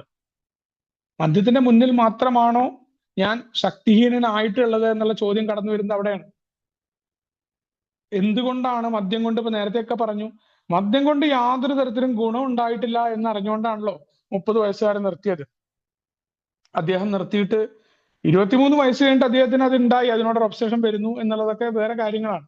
അത്രയും കാലം കുടിക്കാതിരുന്നല്ലോ. അപ്പൊ എന്താ പറ്റിയത്? തനിക്ക് ഗുണമൊന്നും ഉണ്ടാവില്ല എന്ന് അയാളുടെ മുൻകുടി അയാളെ തെളിയിച്ചുകൊണ്ടാണ് അയാൾ നിർത്തിയത്. നിർത്തുമ്പോൾ എന്തായാലും ഒരു കാരണം ഉണ്ടാവും. പിന്നെ എന്താണ് സംഭവിക്കുന്നത് എന്ന ചോദ്യമാണ്. നമ്മള് മദ്യം കഴിക്കുന്നില്ല എന്ന തീരുമാനത്തെ തകർക്കുന്നത് എന്താണ് എന്ന് നമ്മളോട് ചോദിക്കണം. നമ്മൾ പറയുന്ന പോലെ കാരണങ്ങളില്ല എന്ന് പറയുന്നത് നമ്മളത് കണ്ടെത്തിയിട്ടില്ല എന്നതാണെന്നാ പറഞ്ഞിട്ടത്. അവിടെ വളരെ കൃത്യമായിട്ട് പറയുന്നുണ്ട്, നമ്മുടെ 12 പറയുന്നുണ്ട്, നമ്മുടെ സ്വകാര്യ ശക്തിഹീനതകളുടെ സമ്മതം ആത്യന്തികമായി സന്തുഷ്ടവും ഉദ്ദേശ ലക്ഷ്യങ്ങൾ നിറഞ്ഞതുമായ ജീവിതം കെട്ടിപ്പടുക്കുന്നതിനാവശ്യമായ ഉറച്ച അടിത്തറയാകുന്നുണ്ട്. അപ്പൊ സ്വകാര്യ ശക്തിഹീനതകൾ മദ്യപിക്കാതെ ഇരിക്കുന്ന സമയത്ത് നിരവധി കുഴപ്പങ്ങൾ എനിക്ക് സംഭവിക്കുന്നുണ്ട്. അവിടെയാണ് ജീവിതം അനിയന്ത്രിതമായി പോയി എന്നൊക്കെ പറയുന്നത്. നമ്മൾ തിരിച്ചറിയുമ്പോൾ മദ്യപിക്കാതിരിക്കുന്ന സമയത്ത് ഉണ്ടാവുന്നുണ്ട്. ഇതിപ്പോ 6 മാസത്തെ കാലയളവല്ല. ഡെയിലി കുടിക്കുന്ന ഒരാളാണെങ്കിൽ പോലും അയാളുടെ തലേ ദിവസത്തെ കുടി കഴിഞ്ഞ് വൈകുന്നേരം 6 മണിക്ക് അടിക്കുന്ന വരെയുള്ള സമയമുണ്ട്. അവിടങ്ങളിൽ പല കുഴപ്പങ്ങളും സംഭവിക്കുന്നതുകൊണ്ടാണ് കൃത്യമായിട്ട് 6 മണിക്ക് പോയിട്ട് വീണ്ടും മദ്യത്തിന്റെ ഗ്ലാസ് കയ്യിലെടുക്കുന്നതിന്റെ കാരണം. അപ്പൊ ആ കുഴപ്പം അംഗീകരിക്കാൻ ഇവിടെ പറ്റിയിട്ടില്ല. നേരത്തെ പറഞ്ഞ പോലെയാണ്, എനിക്കത്ര ശക്തിയില്ല എന്നുള്ള കാര്യമൊന്നും ഞാൻ എന്തിനാ അതൊക്കെ അംഗീകരിക്കണ്ടേ? ഞാൻ അത്ര മോശപ്പെട്ടവനല്ല, എന്തോ ഒരു കുറവാന്നുള്ള തോന്നല് സമൂഹം അങ്ങനെ ഉണ്ടാക്കിയിട്ടുണ്ട്. എന്തിന്റെങ്കിലും മുന്നിൽ പരാജയപ്പെട്ടു എന്ന് പറഞ്ഞാൽ നമുക്കറിയാം, നമ്മുടെയൊക്കെ ഈഗോ ചെറുപ്പത്തിൽ തന്നെ, നമ്മളുടെ ചെറിയ കുഞ്ഞായിരിക്കുമ്പോ മറ്റൊരാളുടെ ചെറിയില് താടിയുടെ അവിടെ ഇങ്ങനെ ഒഴിയാൻ മൂക്കിൽ തൊടുക, നിനക്ക് ധൈര്യം ഉണ്ടോ എന്ന് ചോദിക്കും നമ്മളോട്. നമ്മൾ പഠിച്ചത് അതാ, മറ്റൊരാളുടെ മൂക്കിൽ തൊടുക. അപ്പൊ എന്തോ അയാൾക്ക് സംഭവം. യഥാർത്ഥത്തിൽ ഒരാളുടെ മൂക്കിൽ തൊട്ടു, അയാളുടെ താടിയിലൊന്ന് ഒഴിഞ്ഞു, എന്തെങ്കിലും സംഭവിക്കണ്ടോ? നമ്മളെ പഠിപ്പിച്ചെന്താ? അയ്യോ നിന്റെ ഇതിവിടെ ഒഴിഞ്ഞില്ലേ, അപ്പൊ നമുക്ക് എന്തോ സംഭവിച്ചു എന്നാ. അതാണ് നമ്മുടെ കുഴപ്പം. നമുക്ക് പരാജയം സമ്മതിക്കുന്നതിൽ നമ്മൾ എപ്പോഴും തോൽവി. നമുക്ക് കുറച്ച് കൂട്ടത്തില് 4 പേര് ഇരിക്കുകയാണ്, നമ്മൾ വരുമ്പോ പെട്ടെന്ന് ചിരിച്ചു, നമുക്കൊരു കോംപ്ലക്സ് തോന്നില്ലേ അവരെന്താ നമ്മളെ കുറിച്ച് പറഞ്ഞെന്നുള്ളത്? എന്താ കാരണം? അത് യഥാർത്ഥത്തിൽ കാര്യമൊന്നുമില്ല, അവർ ചിരിച്ചോട്ടെ എന്ന് പറഞ്ഞിരിക്കാൻ നമുക്ക് പറ്റുമോ? നമ്മുടെ ഉള്ളിൽ ഒരു വിഷമം ഉണ്ടാവില്ലേ അവരെ കാണുമ്പോൾ? ഇത്തരത്തിലേക്കുള്ള നിരവധി അനുഭവങ്ങൾ നമുക്ക് ഉണ്ടായിട്ടുണ്ടാവും. ഇതെല്ലാം സമൂഹത്തിൽ നിന്ന് കിട്ടിയിട്ടുള്ള കുറെ കാഴ്ചപ്പാടുകളാണ്. നമുക്ക് എന്തോ സംഭവിക്കുക. യഥാർത്ഥത്തിൽ ആ വാക്കുകളെ കൊണ്ട് നമുക്കൊന്നും ഫിസിക്കലി സംഭവിക്കുന്നില്ല. ഒരാൾ നമ്മളെ ചീത്ത വിളിക്കുമ്പോൾ നമുക്ക് ദേഷ്യം വരുന്നതിന്റെ കാരണം എന്താ? നമുക്ക് പരാജയം എന്നത് എവിടെ ഉൾക്കൊള്ളാൻ പറ്റില്ല. ഭാര്യയായിട്ടുള്ള കുഴപ്പം എന്താ? നീ എന്നാലും എന്നോടത് പറഞ്ഞു എന്നാ. നമ്മൾ പറഞ്ഞതല്ല, നമ്മൾ പറഞ്ഞതിന്റെ മറുപടി പറയുമ്പോൾ നമ്മുടെ ഈഗോ ഹേർട്ടാവും. എവിടെയും നമ്മൾ തോൽക്കാൻ തയ്യാറില്ല. മകനോടും അത് തന്നെയാണ്. നീ എന്റെ മകനാണെന്നാ പറയാ, ഈ എന്നാലും അങ്ങനെ പറഞ്ഞല്ലോ എന്ന് പറയാറുണ്ട്. അതൊക്കെ ഞാനും പറയണതാ. വളരെ കൃത്യമാണ്. നമ്മൾ ഓരോ ഭാഗങ്ങളിലും നമുക്ക് എന്തോ നമ്മൾ തോറ്റുപോയി എന്നാണ്. യഥാർത്ഥത്തിൽ തോൽവി എന്ന് പറയുന്ന സാധനം എന്താണ്? നമ്മുടെ ചിന്തകളിലാണ് ഈ തോൽവികൾ കിടക്കുന്നത്. അതിനു പോലും നമ്മൾ തയ്യാറല്ല. അപ്പൊ ഞാന് ഈ കാര്യത്തെ എടുക്കണം. എന്റെ നശീകരണ ദൗർബല്യവും അതിന്റെ പരിണത ഫലവും ഞാൻ അംഗീകരിക്കാതെ എനിക്ക് യാതൊരു നന്മയും ഉണ്ടാകില്ല എന്ന് പ്രോഗ്രാം പറഞ്ഞു. മദ്യം കഴിക്കാതിരിക്കുമ്പോ എന്നിലൊരു കുഴപ്പം ഉണ്ടാവുന്നുണ്ട്, എനിക്കൊരു നശീകരണ ദൗർബല്യം ഉണ്ട്. അപ്പൊ അത് എന്തെല്ലാം കാര്യങ്ങളാണ് ഞാൻ അവിടെ പരിശോധിക്കേണ്ടത്? അപ്പൊ അവിടെ ഏറ്റവും പ്രധാനമായിട്ട് ഈ പറയുന്ന ദുർബലതകള്, ഞാനൊരു ആൽക്കഹോളിക്സ് അനോണിമസിൽ അന്നുണ്ടായിരുന്നത് എന്റെ കുഴപ്പങ്ങൾ എന്താന്ന് വെച്ച് കഴിഞ്ഞാൽ, എന്നെ സംബന്ധിച്ചിടത്തോളം ഒരു ആൽക്കഹോളിക്സ് അനോണിമസിന്റെ മീറ്റിംഗ് മുഴുവനായിട്ട് ശ്രദ്ധയോടുകൂടി കേൾക്കാനായിട്ട് പറ്റുന്നില്ല. ഫിസിക്കൽ മീറ്റിംഗ് ആണെങ്കിൽ ഫിസിക്കലി അവിടെ പ്രസന്റ് ആയിരിക്കും, പക്ഷെ ആ മീറ്റിംഗ് 1.5 മണിക്കൂർ പൂർണ്ണമായിട്ടും അതിൽ ഓരോ ആളുകളുടെ ഷെയറിങ്ങും ഫുള്ളായിട്ട് കേട്ട് അതിൽ നിന്ന് വേണ്ട കാര്യങ്ങൾ എടുക്കാൻ എനിക്ക് പറ്റാറില്ല. എൻ്റെ ചിന്തകൾ പലപ്പോഴും പല ഭാഗങ്ങളിലായിട്ട് ഇങ്ങനെ പാറിപ്പറന്ന് നടക്കും. അതുകൊണ്ടാണ് നമ്മുടെ കൂട്ടത്തിലെ പല ആൾക്കാരും കാണാമല്ലോ മീറ്റിങ്ങിന് ഫുള്ളായിട്ട് ഇരിക്കാൻ പറ്റാറില്ല. അവർ മീറ്റിങ്ങിന് ഇടയ്ക്ക് വരും. ഓരോ മീറ്റിങ്ങുകളും ഇങ്ങനെ കയറി ഇറങ്ങി നടക്കുന്നവരെ നമുക്ക് കാണാൻ പറ്റും. ഒരു മീറ്റിങ്ങിൽ അവർക്ക് നിൽക്കാൻ പറ്റില്ല. അപ്പൊ എനിക്ക് എന്നെ സംബന്ധിച്ചിടത്തോളം ഇത് ആദ്യകാലത്ത് മീറ്റിങ്ങിൽ ഫിസിക്കലി ഉള്ളപ്പോഴും എന്റെ ശ്രദ്ധ മീറ്റിംഗ് ശ്രദ്ധിച്ചുകൊണ്ടായിരുന്നില്ല. പല ഭാഗങ്ങളിലാണ്. പക്ഷെ ഇത് അംഗീകരിക്കാനോ എനിക്ക് പറ്റിയിട്ടില്ല. പിന്നെ ഞാൻ മദ്യം നിർത്തിയിട്ടുള്ള സമയത്തുള്ള കുഴപ്പങ്ങളെ എന്ന് പറയുന്നത് കേട്ടോ. എന്റെ ദേഷ്യം എനിക്ക് യാതൊരു തരത്തിലും അന്ന് നിയന്ത്രിക്കാനായിട്ട് പറ്റിയിട്ടില്ല. പക്ഷെ ഞാനത് പരിപൂർണമായിട്ടും അന്ന് സമ്മതിക്കാൻ തയ്യാറായോ എന്ന് വെച്ചാൽ സമ്മതിക്കാൻ തയ്യാറായിട്ടില്ല. മാത്രമല്ല, റോട്ടിലേക്ക് ഇറങ്ങിക്കഴിഞ്ഞാൽ വളരെ സ്പീഡിൽ ഇല്ലാതെ പോകുന്ന വണ്ടിക്കാരോട് തൊട്ട് ഞാൻ സംസാരിക്കുമ്പോൾ ശബ്ദം ഉണ്ടാക്കുന്ന അമ്മയോട്, കമ്പനിയിലെ പല രീതിയിൽ കമ്പനിയിലെ കാര്യങ്ങൾ കൃത്യമായിട്ട് ചെയ്യാൻ നിൽക്കുന്ന ആളോടൊക്കെ അങ്ങനെ തുടങ്ങി നിരവധി അസ്വസ്ഥതകൾ എനിക്കുണ്ട്. ഈ അസ്വസ്ഥതകളുമായിട്ടാണ് ഞാൻ നടക്കുന്നത്. എന്നാലോ ഇതൊക്കെ അസ്വസ്ഥതയാണ്, കുഴപ്പമാണെന്ന് അംഗീകരിക്കാൻ ഞാൻ തയ്യാറായിട്ടില്ല. അത് എന്റെ കുഴപ്പമാണെന്നുള്ളതാട്ടോ. ഞാൻ അതിന് പകരം എന്താ പറഞ്ഞിരുന്നത്? ഓഹ്, ആ വണ്ടിക്കാരൻ എന്താ ഇങ്ങനെയൊക്കെ വണ്ടി പോകുന്നതെന്ന് പറഞ്ഞിട്ട് അത് പറഞ്ഞു. മീറ്റിങ്ങില് അല്ലെങ്കിൽ അവിടെ ഓഫീസിലെ പണിക്കാർ ശരിയല്ല എന്ന് പറഞ്ഞു. ഇത്തരത്തില് ഈ ലോകത്തിലെ ആളുകൾ മറ്റുള്ള ആളുകൾ കുറ്റക്കാരാണെന്നാണ്, മറിച്ച് എനിക്കാണ് കുഴപ്പം എന്ന് അംഗീകരിക്കാൻ ഞാൻ തയ്യാറായിട്ടില്ല. അതേപോലെ വല്ലാത്ത രീതിയിലേക്ക് എനിക്ക് സ്വയം സഹതാപം ഉണ്ടായിട്ടുണ്ട്. എൻ്റെ ജീവിതത്തിൽ ഇത്രയധികം നാശങ്ങളും നഷ്ടങ്ങളൊക്കെ ഉണ്ടായി എന്ന ചിന്ത വല്ലാതെ കടന്നു വന്നിട്ടുണ്ട്. പലപ്പോഴും ദീർഘനിശ്വാസവും ആ നെടുവീർപ്പുകളും ഇട്ടുകൊണ്ട് ഞാൻ ഇങ്ങനെയൊന്നും കഴിയേണ്ടവനല്ല എന്ന തോന്നലുകൾ എനിക്ക് ഉണ്ടായിട്ടുണ്ട്. യഥാർത്ഥത്തില് ഇന്നുള്ള അവസ്ഥയിലേക്ക് ഞാൻ സന്തോഷത്തിലേക്ക് വരണം എന്നൊക്കെ പറയുമ്പോഴും ഞാൻ ഇന്നിലായിരുന്നില്ല ഉണ്ടായിരുന്നു. പലപ്പോഴും ആ ഭൂതകാലത്തിലാണ് ഞാൻ ജീവിച്ചിരുന്നത്. അതോടൊപ്പം തന്നെ ഭാവിയെക്കുറിച്ചുള്ള അകാരണമായിട്ടുള്ള ഭയവും എൻ്റെ ഒപ്പം ഉണ്ടായിരുന്നു. അല്ലാത്ത രീതിയിൽ സ്വയം സഹതാപം എന്നെ വേട്ടയാടിയിട്ടുണ്ട്. എന്നാൽ ഇത് മറ്റുള്ളവർ അറിയാതിരിക്കാനായിട്ട് ഞാൻ എന്താ ചെയ്തിരുന്നത്? ഞാൻ വേറെ പല പ്രവൃത്തികളും കാണിച്ച് ഞാനൊരു സംഭവമാണെന്ന് കാട്ടി ഈ ആള് കളിക്കുന്നത്, ആൾക്കാരുടെ ശ്രദ്ധ പിടിച്ചു പറ്റുന്നത്, ഇതിന്റെയൊക്കെ വേറൊരു മനഃശാസ്ത്രം എന്ന് പറയുന്നത് ആള് ഇതൊക്കെ മറച്ചു വെക്കാനാ. എന്റെ ചില കുഴപ്പങ്ങളും കുറവുകളും എനിക്കുണ്ട്. അപ്പൊ ഞാൻ എന്താ ചെയ്യാ? ഈ കുറവുകളും കുഴപ്പങ്ങളും മറ്റുള്ള ആളുകൾ അറിയരുത്. അപ്പൊ ഞാൻ എന്താ ചെയ്യും? എനിക്ക് കുറച്ച് കഴിവുണ്ട്. നമ്മൾ ഉറക്കത്തിൽ ബഹളം ഉണ്ടാക്കുക, മറ്റുള്ളവരുടെ അടുത്ത് നിന്ന് നമ്മളെ ശ്രദ്ധിക്കപ്പെടണം, നമ്മൾ ആരാന്നറിയണം. അതുകൊണ്ട് അക്കൂട്ടത്തിൽ നമ്മളൊന്ന് ശ്രദ്ധിക്കപ്പെടണം എന്നുള്ള ആഗ്രഹം നമുക്ക് ഉണ്ടാവുമല്ലോ. നമ്മുടെ സ്വരം വ്യത്യസ്തമായിട്ടിരിക്കണം എന്നുള്ള ഒരു ഇൻസിസ്റ്റ് നമുക്കത് കൂടുതൽ വരുന്നതിന്റെ കാരണം അതാണ്. യഥാർത്ഥത്തിൽ നമ്മൾ നമ്മുടെ പല കോംപ്ലക്സുകളും പല കാര്യങ്ങളും മറച്ചു വെക്കാനാണ്, നമ്മൾ എന്തൊക്കെയോ ആണ് എന്ന് കാണിക്കാനുള്ള ത്വരയുണ്ടാവുന്നത്. ഇത് രണ്ടും രണ്ട് സൈഡിലാണ്. ഇതൊന്നും എനിക്ക് അംഗീകരിക്കാൻ പറ്റുന്നില്ല. എന്നെ എതിർത്തുകൊണ്ട് ആര് സംസാരിച്ചാലും എനിക്ക് അന്ന് ഇഷ്ടമല്ല. എന്നെ ഉപദേശിക്കുന്നത് എനിക്ക് ഇഷ്ടമല്ല.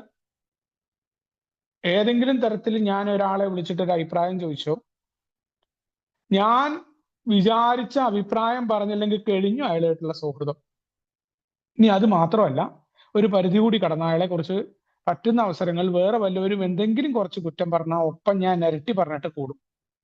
അയാൾ വേറൊന്നും ചെയ്തിട്ടുണ്ടാവില്ല. എന്നെ ചെറുതായിട്ടെന്ന് എടാ അത് വേണ്ട, അത് ചെയ്യണ്ട, ഇങ്ങനെ പറഞ്ഞിട്ടുണ്ടാവുള്ളൂ. അല്ലെങ്കിൽ ചേട്ടാ അത് ഇപ്പൊ ചെയ്യണ്ട നിങ്ങൾ എന്ന് പറഞ്ഞിട്ടുണ്ടാവും. എനിക്ക് വെറുപ്പാ. എവിടെ കിടക്കുന്ന ഞാൻ എൻ്റെ ആഗ്രഹങ്ങളും എൻ്റെ ഇച്ഛയിലും ഇങ്ങനെ നിൽക്കുക. ഞാൻ അറിഞ്ഞു തന്നെ ശരി എന്നുള്ള ആ സംഭവങ്ങളിൽ നിന്ന് പുറത്തു വന്നിട്ടില്ല. എന്നെ ഒരു തരത്തിലും ആരും എല്ലാവരും ഞാൻ വിചാരിച്ച പോലെ സംസാരിച്ചോളണം. ആൾക്കാരോട് ഉപദേശമൊക്കെ ചോദിക്കുന്നതിന്റെ അർത്ഥം എന്താ അറിയോ? അവർ അതിനെ അനുകൂലിച്ച് സംസാരിക്കണം എന്നാ എൻ്റെ ആഗ്രഹം. അതല്ലാതെ എനിക്ക് വേറൊരു മറുപടി ഒന്നും വേറെ ആൾക്കാരുടെ നിന്ന് കേൾക്കാൻ ഇഷ്ടമല്ല. അതുകൊണ്ടാണ് നമ്മളെ ഉപദേശിക്കുന്നവരെ നമ്മൾ സ്നേഹപൂർവ്വം കേൾക്കും. പക്ഷെ തീരുമാനം എന്തായിരിക്കും? തീരുമാനം എന്റേത് മാത്രമായിരിക്കും. ഞാൻ വിചാരിച്ച പോലെ ആയിരിക്കും. അതന്ന് ഉണ്ടായിരുന്നു എൻ്റെ അടുത്ത്. പല ആളുകളുമായിട്ട് എനിക്ക് തുടക്കത്തിൽ തന്നെ ആൽക്കഹോളിക്സ് അനോണിമസിലെ പഴമക്കാരുമായിട്ടായിരുന്നു. അന്നൊക്കെ പ്രധാനമായിട്ട് വിളിക്കുന്ന പുറത്തെ ആൾക്കാരല്ല, പുറത്തെ ആൾക്കാരുമായിട്ട് വളരെ കുറച്ച് പേരെ ഉണ്ടായിരുന്നുള്ളൂ. AI ആളുകൾ തന്നെയായിരുന്നു എൻ്റെ ജീവിതത്തില് ഇപ്പോഴും അല്ലെങ്കിൽ അപ്പോഴും ഒക്കെ ഏറ്റവും കൂടുതൽ വ്യക്തിപരമായിട്ട് നമ്മൾ സംസാരിക്കുന്നതും ഇത്തരം കാര്യങ്ങൾ ഞാൻ AI വന്നതിന് ശേഷം AI മാത്രം തന്നെയാണ്. അതുകൊണ്ട് എന്റെ വിരോധങ്ങളൊക്കെ AIക്കാരോട് തന്നെയായിരുന്നു. എന്റെ കുഴപ്പമാണെന്ന് ഞാൻ തിരിച്ചറിഞ്ഞില്ല കേട്ടോ. അവര് ശരിയല്ല എന്നാണ് ഞാൻ കരുതിയത് ആത്മാർത്ഥമായിട്ട്. അങ്ങനെ എന്നെ എതിർത്ത് ആരും പറയരുത്, ഞാൻ വിചാരിച്ച പോലെ ആയിരിക്കണം മറ്റുള്ളവരുടെ സംസാരം എന്നുള്ള ചിന്ത. നിരവധി ആൾക്കാർ, ഇതിന്റെ തുടർച്ച എന്താ ഉണ്ടാവുന്നത്? എനിക്ക് നിരവധി ആളുകളോട് വെറുപ്പുണ്ട്. ഓൾറെഡി മദ്യത്തിന്റെ കുടിച്ചുകൊണ്ടിരിക്കുന്ന കാലഘട്ടമായിട്ട് ബന്ധപ്പെട്ട വെറുപ്പുകൾ എന്നെ കുറിച്ച് പറഞ്ഞുണ്ടാക്കിയിട്ടുള്ള ആളുകൾ. എന്റെ വീട്ടിൽ നിന്ന് പുറത്തിറങ്ങിയാൽ തന്നെ കാണുന്ന റൈറ്റ് സൈഡിൽ എൻ്റെ അച്ഛൻ്റെ അതേ പ്രായമുള്ള ഒരു വല്യച്ഛനാണ്. അയാളെന്നെ ഭയങ്കര വെറുപ്പ്. എനിക്കിങ്ങനെ കാണുമ്പോ ഇങ്ങനെ ഇങ്ങനെ അയാളെ ആ രീതിയിൽ കൊല്ലാനുള്ള ദേഷ്യമുണ്ട് എനിക്ക്. നിയമത്തെ മാത്രം പേടിച്ചുകൊണ്ട് ചെയ്യാത്താണ് അയാളെ. അത്രയധികമുള്ള വെറുപ്പ്. ഇതൊന്നും എൻ്റെ ഉള്ളിൽ നിന്ന് പോയിട്ടില്ല. അപ്പോഴും അയാൾ ചെയ്ത പ്രവർത്തികളെ കുറിച്ച് ഞാൻ അറിയുന്നുണ്ട്. കുറെ ആളുകളോട് വെറുപ്പ്. ഇതൊന്നും ഏലിപ്പുറത്ത് നമ്മുടെ സ്നേഹത്തെക്കുറിച്ചും സഹിഷ്ണുതയെക്കുറിച്ചും ഒക്കെ കേൾക്കുമ്പോഴും ഇത്തരം കാര്യങ്ങളൊന്നും എനിക്ക് എടുക്കാനായിട്ട് പറ്റുന്നില്ല. അതോടൊപ്പം തന്നെ അനിയന്ത്രിതമായിട്ടുള്ള ലൈംഗിക ചിന്തകളും അതിനെ തുടർന്നുള്ള പ്രവർത്തികളും അവിരാമം നടത്തിക്കൊണ്ടിരിക്കുന്നുണ്ട്. പലപ്പോഴും വിചാരിക്കുന്നത് ഇത്തരം പ്രവർത്തികളിലൂടെ വേറൊരാൾക്ക് ബുദ്ധിമുട്ടില്ലല്ലോ, എനിക്ക് ഈ പറയുന്ന സ്ട്രെസ്, നമുക്ക് ഒരു വിഷമത്തിൽ നിന്ന് മോചനം കിട്ടുന്ന പറഞ്ഞിട്ടാണ് ഇത് ചെയ്യുന്നത്. ഒരു മോചനം ഉണ്ടാവുന്നില്ല എന്നല്ല, വീണ്ടും കൂടുതൽ പ്രശ്നങ്ങളിലേക്ക് അത്തരം കാര്യങ്ങൾ എന്നെ അന്ന് കൊണ്ടെത്തിച്ചു.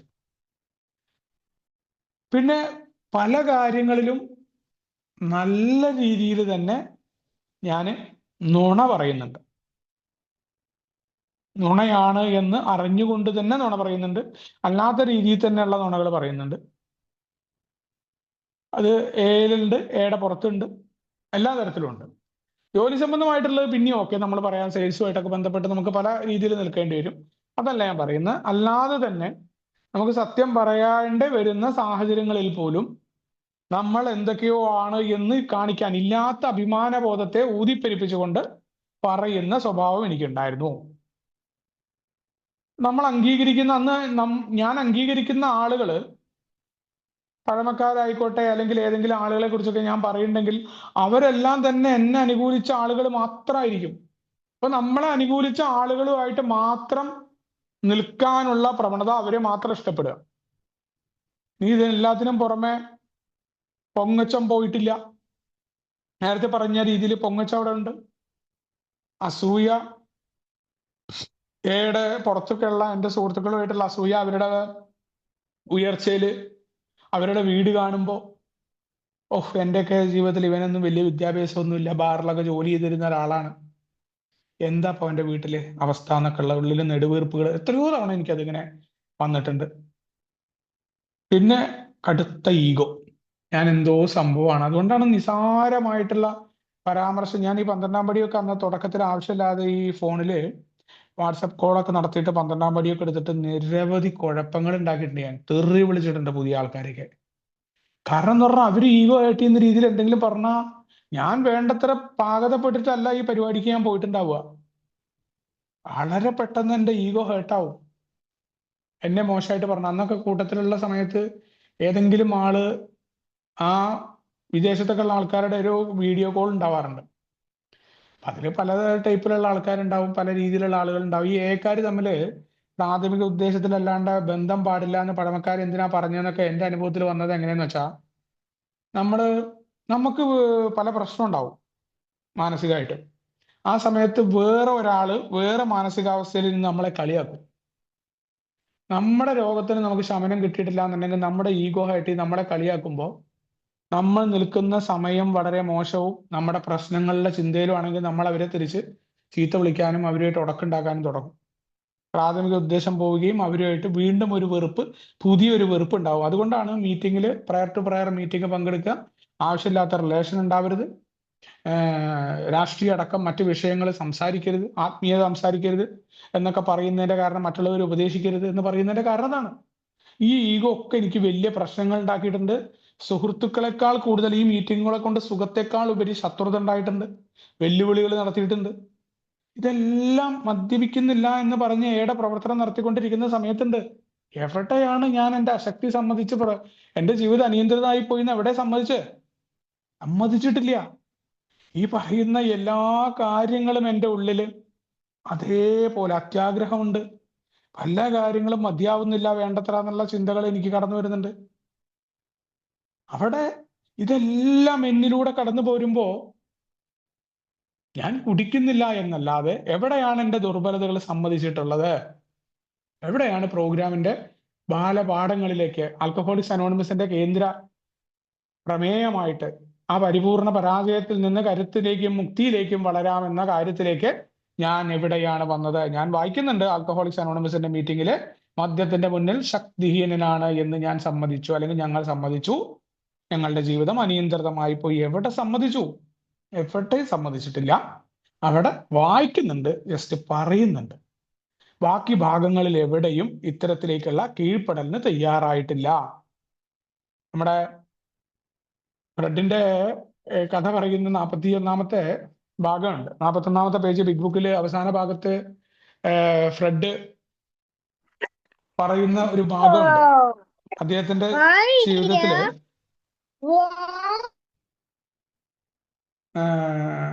മദ്യാസക്തനായിട്ടുള്ള ഒരു മനുഷ്യൻ, എനിക്ക് ഈ ഒരു മദ്യാസക്തി ഉണ്ട് എന്ന് ഞാൻ അറിയുമ്പോൾ സമയവും സന്ദർഭവും ഒത്തുവരുമ്പോ ഞാൻ കുടിക്കും എന്ന് പറയുന്നുണ്ട്. ഏതെങ്കിലും തടസ്സവാദങ്ങൾ എന്ത് ചെയ്യും? അത് ഇല്ലാണ്ടായി പോകും കുടിക്കാനായിട്ട് എന്ന് പറയാറുണ്ട്. അപ്പൊ അത് എങ്ങനെയാണ് മാറ്റുക എന്ന് പറയുന്ന ഭാഗത്താണ് പറയുന്നത്. ഞാന് മനസ്സിന്റെ ജാലകത്തിൽ നിന്ന് ഇതുവരെ ആലോചിച്ചുറപ്പിച്ചിരുന്ന എൻ്റെ ധാരണകളെ പുറത്തേക്ക് അടിച്ച് കളയേണ്ടതുണ്ട് എന്നാ പറഞ്ഞത്. അപ്പോ എൻ്റെ മനസ്സിന്റെ ഉള്ളിൽ അടിത്തട്ടിൽ കിടക്കുന്ന പല ധാരണകളുമാണ് ഞാൻ നേരത്തെ ആ ലിസ്റ്റ് ഇട്ട് പറഞ്ഞ ഈ 9 കാര്യങ്ങൾ പറഞ്ഞു. ഈ 9 കാര്യങ്ങളിലും കുഴപ്പമായിരുന്നത് എൻ്റെ പഴയ ജീവിത രീതി എന്ന് ഞാൻ വന്നിട്ടില്ല. എയിൽ വരുന്നു, മീറ്റിങ്ങിൽ പങ്കെടുക്കുന്നു, ഈ കാര്യങ്ങളൊക്കെ വായിക്കുന്നു, പക്ഷെ 1-ാമത്തെ പടിയിലേക്ക് ഞാൻ എത്തിയിട്ടില്ല. 1-ാമത്തെ പടി എന്ന് പറഞ്ഞാൽ കുടിക്കാതിരിക്കലാണ് എന്ന തെറ്റിദ്ധാരണ ഉള്ളതുകൊണ്ടാണത്. പക്ഷെ നമുക്ക് മനസ്സിലാക്കണം, ബില്ലിന്റെ കഥ കഴിഞ്ഞ് 2 അധ്യായങ്ങൾ മാറ്റിവെച്ചത് 1-ാം പടിക്കായിരുന്നു. 1-ാമത്തെ പടിയുടെ ലേഖനം ആയിക്കോട്ടെ, ഇതെല്ലാം അടിവരയിട്ട് പറയുന്നുണ്ട്. ഏതൊക്കെ കാര്യമാണ്, കുടിക്കാതിരുന്നിട്ട് മാത്രം കാര്യമില്ല എന്നുള്ള കാര്യത്തെക്കുറിച്ച് ഓർമ്മപ്പെടുത്തുന്നുണ്ട്. എൻ്റെ ധാരണകളെ, ഇതുവരെ ആലോചിച്ചുറപ്പിച്ചിരുന്ന കുറെ കാര്യങ്ങൾ, എൻ്റെതായ ശരികളുണ്ട്. അത് ശരിയാണോ തെറ്റാണോ നിൽക്കട്ടെ, എൻ്റെ സ്വന്തം ഐഡിയ കൊണ്ട് ഈ കുടി നിയന്ത്രിക്കാൻ പറ്റാതെയാണല്ലോ ഇവിടെ എത്തിയിട്ടുള്ളത്. ഇനിയെങ്കിലും ഒരു മാറ്റത്തിന് ഞാൻ തയ്യാറാവണ്ടേ? അതിനെ എൻ്റെ ജാലകത്തിൽ നിന്ന് പുറത്തേക്ക് അടിച്ച് കളയേണ്ടതുണ്ട്. എന്നിട്ട് എന്താണ് ചെയ്യേണ്ടത്? ആൽക്കഹോളിക്സ് അനോണിമസിന്റെ ജീവിത രീതിയിലേക്ക് ഞാൻ കടന്നു വരേണ്ടതുണ്ട്. ജീവിത രീതി, ഏയുടെ ആത്മീയ തത്വങ്ങളെ ഞാൻ പാലിക്കാനായിട്ട് തയ്യാറാകണം. അപ്പോഴാണ് സുബോധം എന്ന് പറയുന്നതിന്റെ കൃത്യമായ അർത്ഥമുണ്ടാവുക എന്ന് പറഞ്ഞു. കൃത്യമായിട്ട് അത് തന്നെ ഉണ്ടായത്. രോഗശമനം തുടങ്ങിയത് അവിടെ മാത്രമായിരുന്നു.